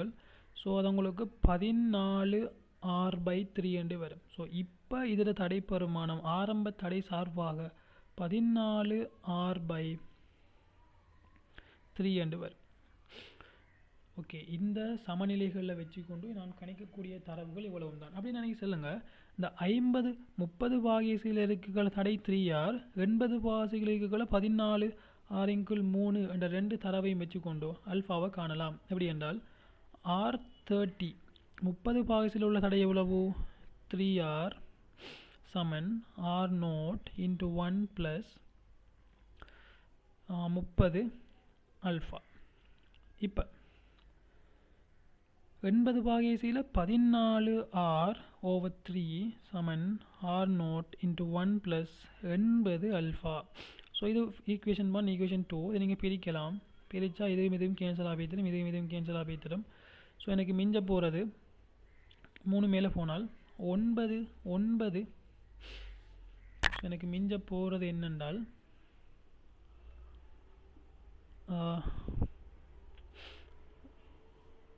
9/14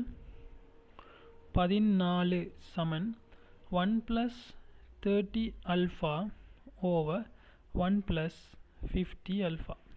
ஸோ நீங்கள் க்ராஸ் மல்டிப்ளிகேஷன் அதாவது குறுக்கு பெருக்கம் செய்தீங்கள் என்றால் 9 சக 80 என்ன 80 720 அல்ஃபா சமன் 14 சக 420 அல்ஃபா என்று வரும். ஸோ நீங்கள் அல்ஃபாவை கொண்டு போனீங்கள் என்றால் உங்களுக்கு வரும் 300 அல்ஃபா சமன் 5. ஸோ அல்ஃபா சமன் 1 × 60 கெல்வின் -1 என்று வரும். அல்லது பாகை -1 எல்லாம் உண்டு தான். Okay, so 1 × 60 4th answer. Right.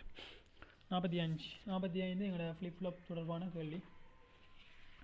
Okay, இச்சுற்றில் ஆளி கே தொடக்கத்தில் எக்ஸ் முனையுடன் தொடுகையில் உள்ளது. பின்னர் அது y முனைக்கு தொடுக்கப்படுகின்றது. q பார் ஆகிய பயப்புகள் தொடர்பாக பின்வரும் கூற்றுக்கள் உண்மையானது. உங்களுக்கு தெரியும் இது என்ன கேட்? இது என்ன கேட்? No gate.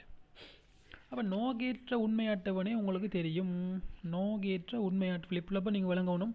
இப்போ கதைக்கிற ஓகே, நோ கேட்ற உண்மை அட்டவணை தெரிய வேணும். 0 0 1 1 0 1 0 1. ஸோ நோ கேட் உங்களுக்கு தெரியும் 0 0 0 1. ஸோ நோ கேட்ற முடிவு என்னென்றால், நோ கேட்ற உண்மை அட்டவணையிலிருந்து நீங்கள் எடுக்கக்கூடிய முடிவு என்னென்றால், இன்புட்டில் ஏதாவது ஒன்றா போயிட்டுன்றால் இதை பாருங்கள், இன்புட்டில் ஏதாவது ஒன்றா போனாலும் அவுட்புட் 0. அவ்வளோதான்.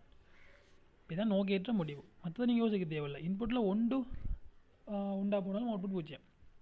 சரி, அப்போ இந்த ஸ்விட்ச் செட்டப்பை நீங்கள் என்ன விளங்கிக் கொள்ளலாம்? இப்போ இந்த ஸ்விட்சை நீங்கள் எங்கே போட்டிங்கள் என்றால் இதுக்குள்ளால் கரண்ட் ஓட ஆரம்பிக்கும். கரண்ட் ஓடினால் இது 0, ஒரே கம்பி 0 0 0. ஸோ இவரது 5 இந்த வோல்டேஜ் விழ அடுத்த 0 வந்துடும்.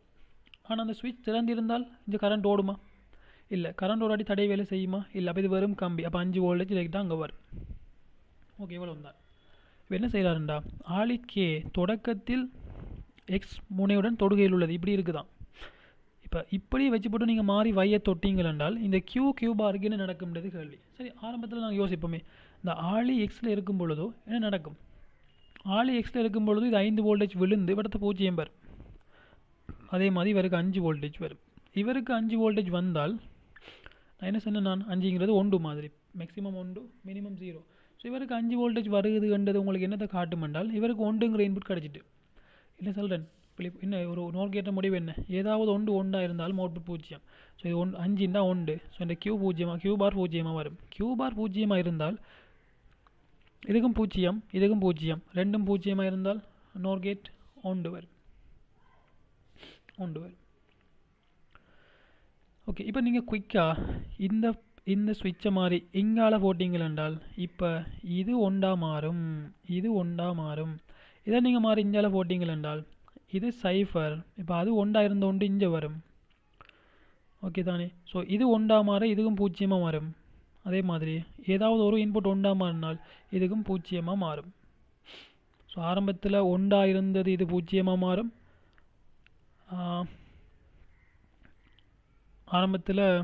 இது எங்களுக்கு பூஜ்ஜியமாக இருந்தது ஒன்றா மாறும். அதே மாதிரி ஒன்றா இருந்தது பூஜ்ஜியமாக மாறும். ஸோ கியூவின் பெருமானம் ஒன்றிலிருந்து பூஜ்ஜியத்திற்கு மாறுவதுடன் கியூ பாரின் பெருமானம் பூஜ்ஜியத்திலிருந்து ஒன்றுக்கு மாறும். ரைட், அப்போ இது சரி. ரெண்டாவது ஆன்சர் சரி. கியூவின் பெருமானம் பூஜ்ஜியத்திலிருந்து ஒன்றிற்கு மாறுவதுடன் கியூ பாரின் பெருமானம் ஒன்றிலிருந்து பூஜ்ஜியத்துக்கு மாறும். இல்லை, என்ன ஆரம்பத்தில் என்ன நடக்குது, கேஞ்சி சொட்டு கொண்டு இருக்கீங்கள், இது பூஜ்ஜியம் தான் ஒன்று வந்துடும். ஸோ கியூவின் பெருமானம் ஒன்று. ஸோ இது ஒன்று வந்தால் அந்த ஒன்று வந்தால் இது பூஜ்ஜியம். ஸோ கீ பார் பூஜ்ஜியம். இப்போ திரும்ப இது கொண்டு வந்தால் இது ஒன்று வந்துடும், இது ஒன்று வந்தால் இது பூஜ்ஜியம் வந்துடும், இது பூஜ்ஜியம் வந்தால் அங்கே ஒன்று வரும். ஸோ இது பூஜ்ஜியமாக வரும். ஸோ அங்கே ஒன்று வரும், ஒன்று வந்தால் பூஜ்ஜியம். சரி, அப்போ எங்களுக்கு ஆன்சர் என்ன? இப்போ செகண்ட் ஆன்சர் வரும். நீங்கள் அதை சின்ன ஃப்ளிப் ஃப்ளாப்பு விளங்கினா அதை விளங்கி கொள்ளலாம். ரைட், அதில் பெரிய விஷயம் இல்லை. 46. ஒளி காலும் இருவாயி ஒன்றை எல்இடி ஒளிர செய்வதற்காக பயன்படுத்தக்கூடிய டிரான்சிஸ்டர் சுற்றுப்படத்தில் காட்டப்பட்டுள்ளது.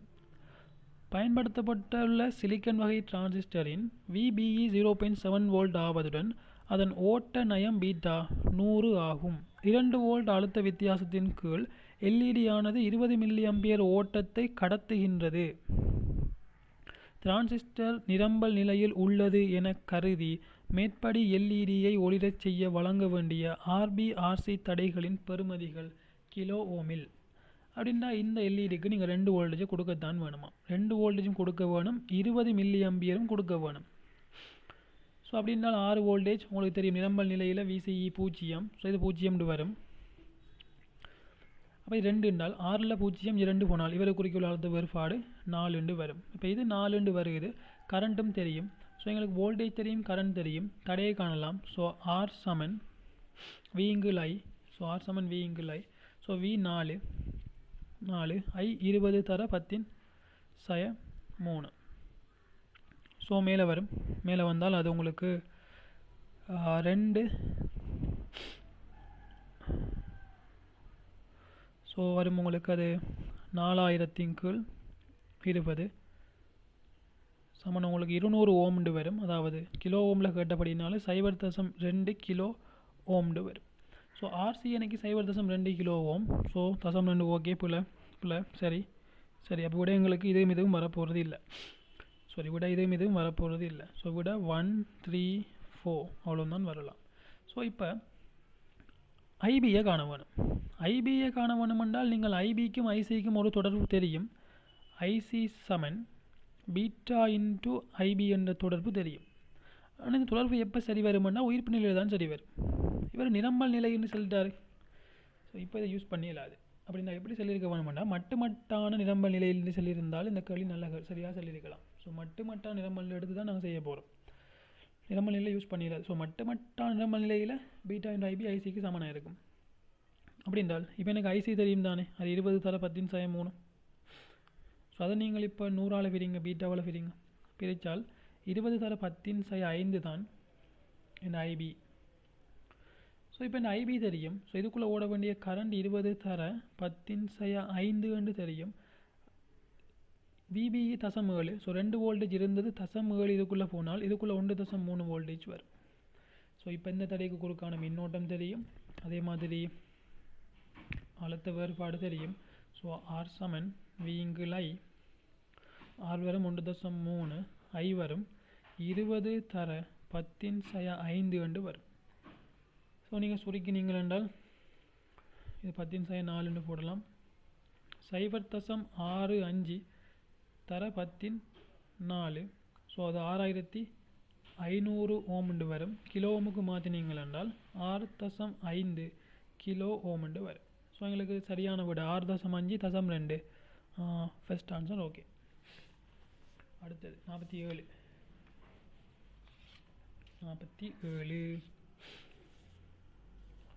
உலோக மேற்பரப்பொன்றின் மீது அலைநீளம் λ ஆன தனி நிற ஒளி படும் போது நிறுத்தும் அழுத்தம் 3V0 ஆகும். அதே உலோக மேற்பரப்பின் மீது அலைநீளம் 2λ ஆன தனி நிற ஒளிக்கதிர் படும் போது நிறுத்தும் அழுத்தம் V0 ஆகும். இவ்வுலோக மேற்பரப்பிற்கான நுழைவாய் அலைநீளமானது.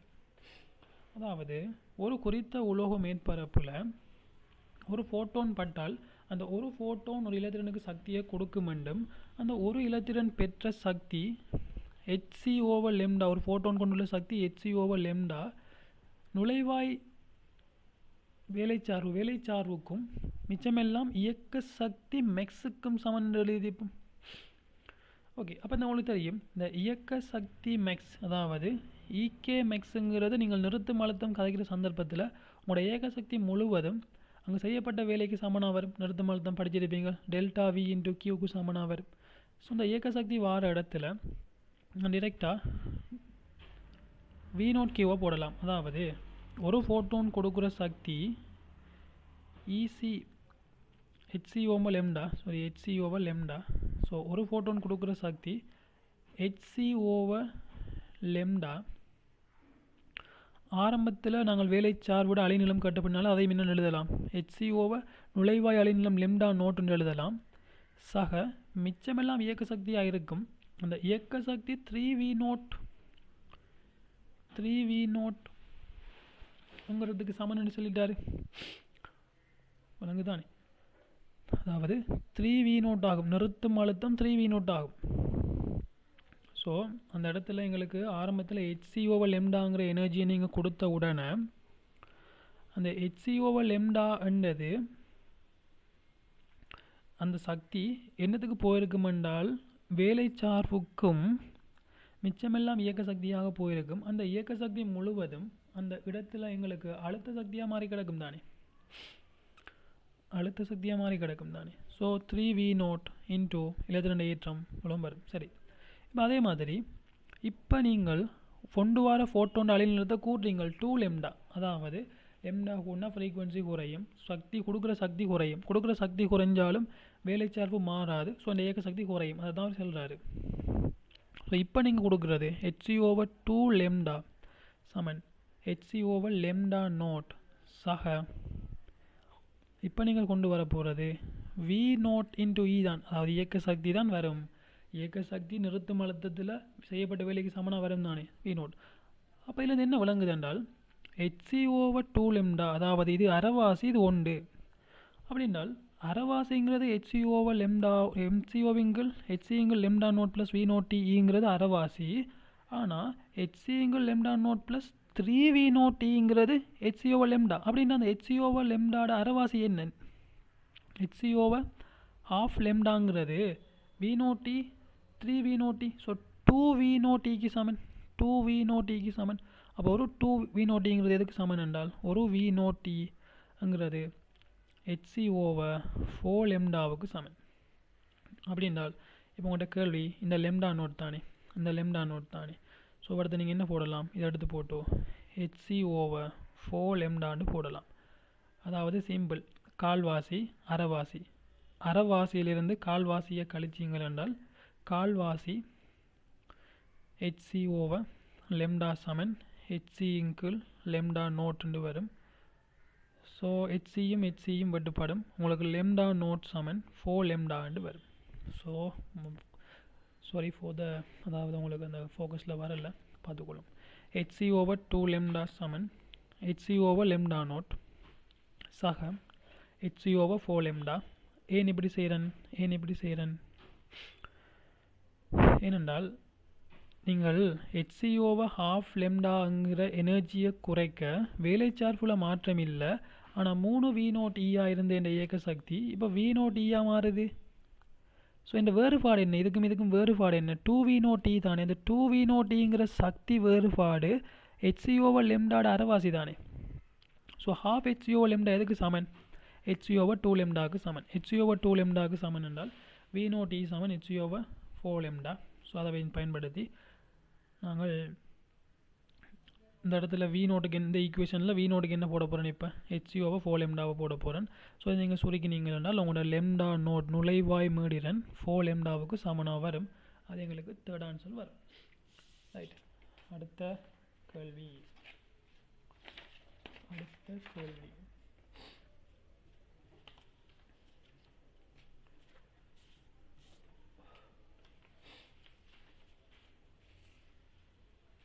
Next question. முடிய போதோ. தரை நிலையில் உள்ள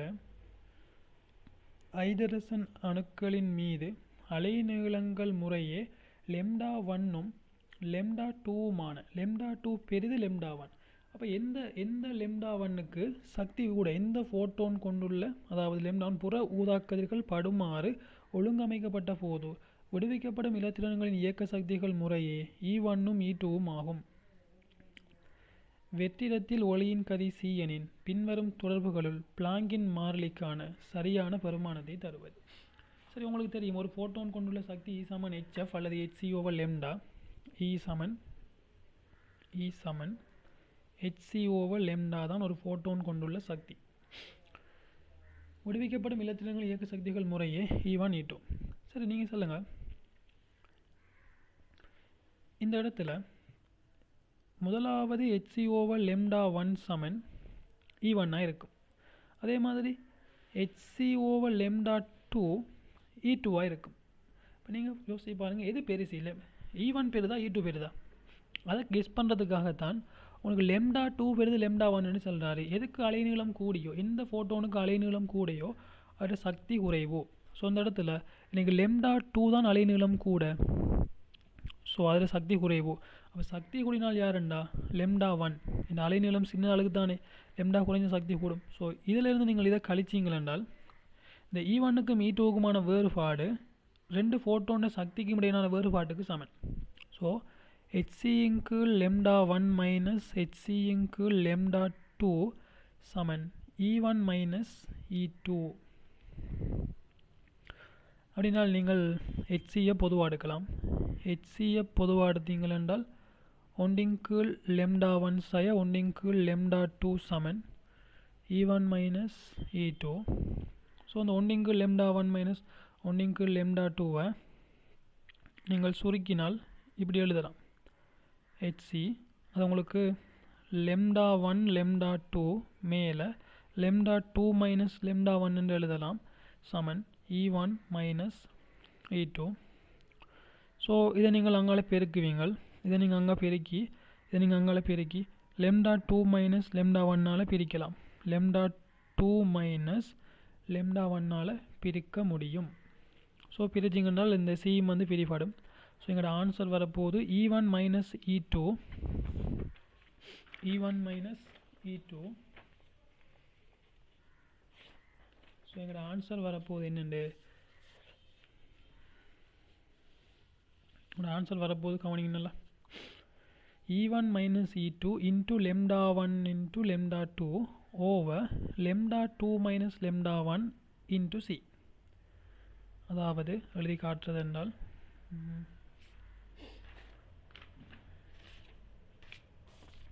எழுதி காட்டலாம் இப்படி. சரியா, எழுதலாம். ரைட் ரைட் அதை நீங்கள் சுருக்கினீங்கள் என்றால் உங்களுக்கு வரும் இப்படி. அதாவது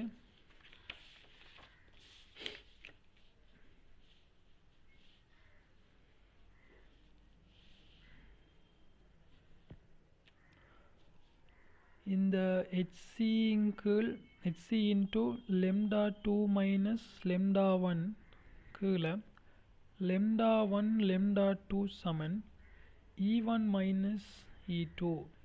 ஸோ இது அங்கே போய் பெருக்கப்பட்டால் H சமன் E1 minus E2 into lambda 1 lambda 2 over lambda 2 minus lambda 1 into C வந்து விரிவடும். ஸோ இந்த மாதிரியான கோவை எங்களோட ஆன்சரில் தேர்ட் ஆன்சர் வரும். ஓகே, அடுத்தது 49.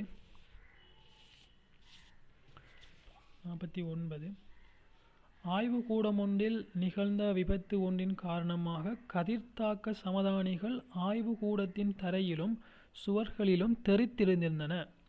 இப்போ ஏதோ ஒரு ரேடியோ ஆக்டிவ் எலமெண்ட் உண்டு, நீங்கள் ஒரு எக்ஸ்பீரியன்ஸ் நடந்த உடனே உங்களோட எல்லா இடங்களையும் சிதறிட்டு அம்மூலகங்களின் கதிரியக்க தொழிற்பாடு ஆய்வுக்கூடத்தில் அனுமதிக்கப்பட்ட அளவை விட 32 மடங்கு அதிகமாகும் என கண்டறியப்பட்டது.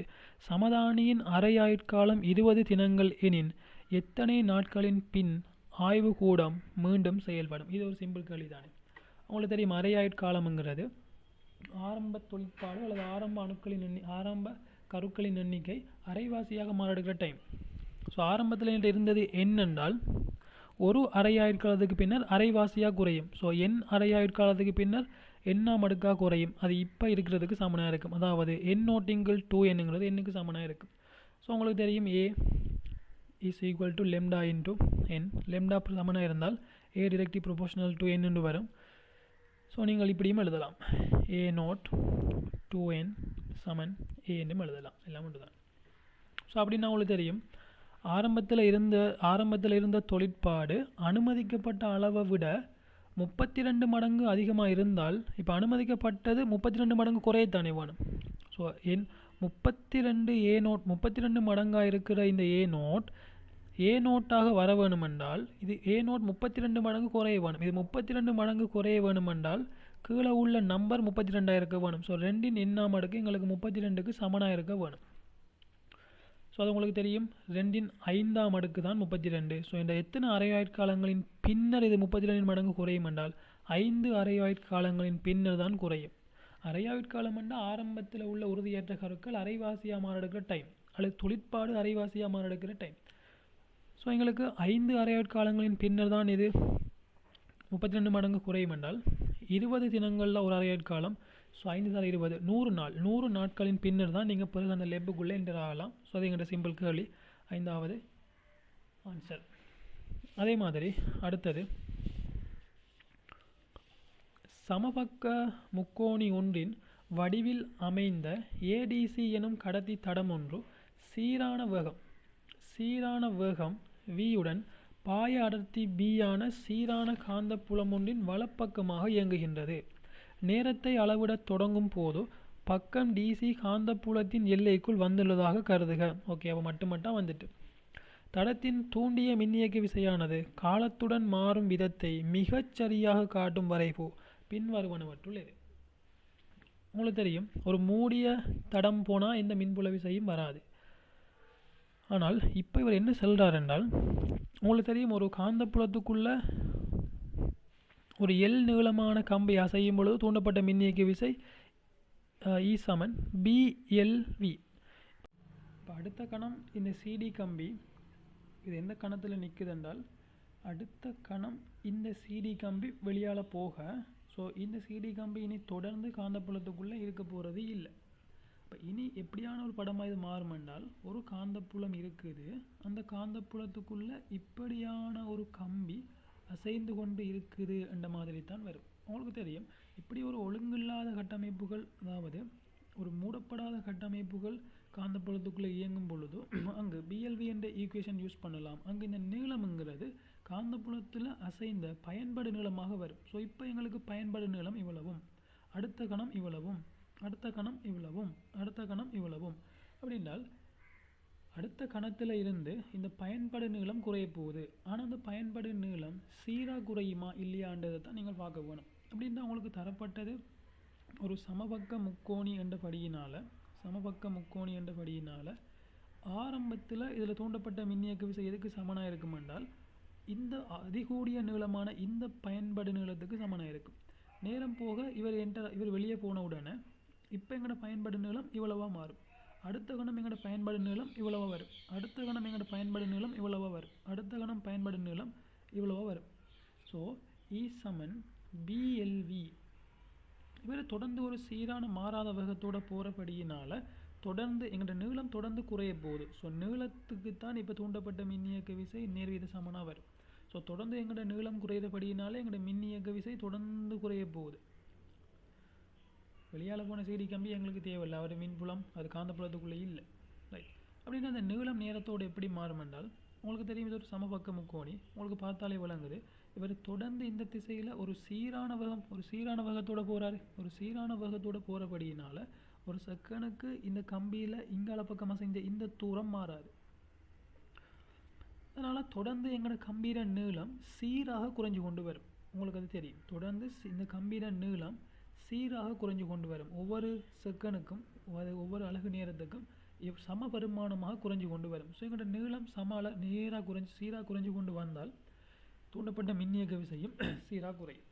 நீங்கள் இன்னும் அதை தெளிவாக யோசிச்சிங்கள் என்றால், ஏன் அப்படி சொல்கிறேன் என்றால், இப்போ யோசிங்களேன், ஒரு சமபக்க முக்கோணி தானே. ரைட். இப்போ முதலாவது சந்தர்ப்பம் இவடத்திலிருந்துன்னு வைப்போம். ஸோ அடுத்த கணம் ஒரு செகண்டுக்கு இவர் எவ்வளோ தூரம் போவார் என்றால் தொடர்ந்து இந்த திசையில் மாறாத வேகம் என்றபடியினால் இந்த திசையில் ஒரு அலகு நேரம் முடிய அவர் நிற்க போகிற இடம் இது. ஸோ இவர் தொடர்ந்தும் ஒரு அலகு நேரம் இதே தூரம் தான் போவாது. ஒரு குறிப்பிட்ட நேரத்துக்கு இந்த திசையில் அவர் போகிற தூரம் தொடர்ந்து சமன். ஸோ நீங்கள் இந்த சின்ன முக்கோணியை கருதுங்க. இந்த சின்ன முக்கோணியை பெருசாக்குற போகிறேன்னா ஸோ இப்பயுமே ஒரு மாறாத வேகம்ங்கிறபடியினால இந்த தூரம் மாறாது. இந்த கோணம் 60 பாகை. அப்போ இந்த கோணம் மாறாது, இந்த தூரம் மாறாது. ஸோ நீங்கள் கொஸ் ரீதியாக பார்க்கும் பொழுது இந்த தூரமும் நேரத்தோட தொடர்ந்து சீரான அளவுகளால் குறையும். இது மாறாது. ஸோ இந்த தூரம் சீரான அளவுகளால் குறையும். ஸோ இந்த தூரம் ஒவ்வொரு நேரத்தோடு எங்களுக்கு தொடர்ந்து சீராக குறையும். அதை நீங்கள் சமன் மெட்ஸ் யோசிக்காமல் பார்த்து கொண்டே செல்லலாம். இந்த சீரான வேகத்தோட போக்கலை அது சீராக குறைஞ்சு கொண்டு தானே வரும். ஸோ எங்களோட தூண்டப்பட்ட மின்னியக்க விசையும் ஆரம்பத்தில் அதிகமாக இருக்கும். ஏன் ஆரம்பத்தில் அதிகமாக இருக்கும்? இந்த ஆரம்பத்தில் பயன்பாடு நீளம் கூடத்தானே. இப்போ நேரம் போக போக அது சீராக குறைஞ்சி இந்த இடத்த தாண்டதுக்கு பிறகு 0 போய்த்திடும். ஒரு இடத்த 0 வரும், ஒரு இடத்த மேக்சிமமாக ஆரம்பிக்கும். ஸோ இருக்கிற விடைகளில் 2, 3, 4, 5 எல்லாம் குறையுது, கூட வாய்ப்பில்லை. ஸோ 2 அல்லது 3 தான் சாத்தியம். அப்போ 2, 3 என்ற பிரச்சனைக்கு தான் நாங்கள் இப்போ முடிவெடுக்க போகிறோம். உங்களுக்கு தெரியும், அவர் சீரான வேகத்தோடு போகிறபடியினால் ஒவ்வொரு அலகு நேரத்துக்கும் பயன்பாடு நீளத்தில் ஏற்பட்ட குறைவு தொடர்ந்து சமனாக இருக்கும். தொடர்ந்து சமனாக இருந்தால் எங்களோட நீளம் சீராக குறையும். ஸோ தூண்டப்பட்ட மின்னியக்க விசையும் நேரத்தோட சீராக குறையிற கிராஃப் தான் வரும். ஸோ எங்களுக்கு இருக்கிறதுக்குள்ளே செகண்ட் ஆன்சர் சரி. அது ஓகே.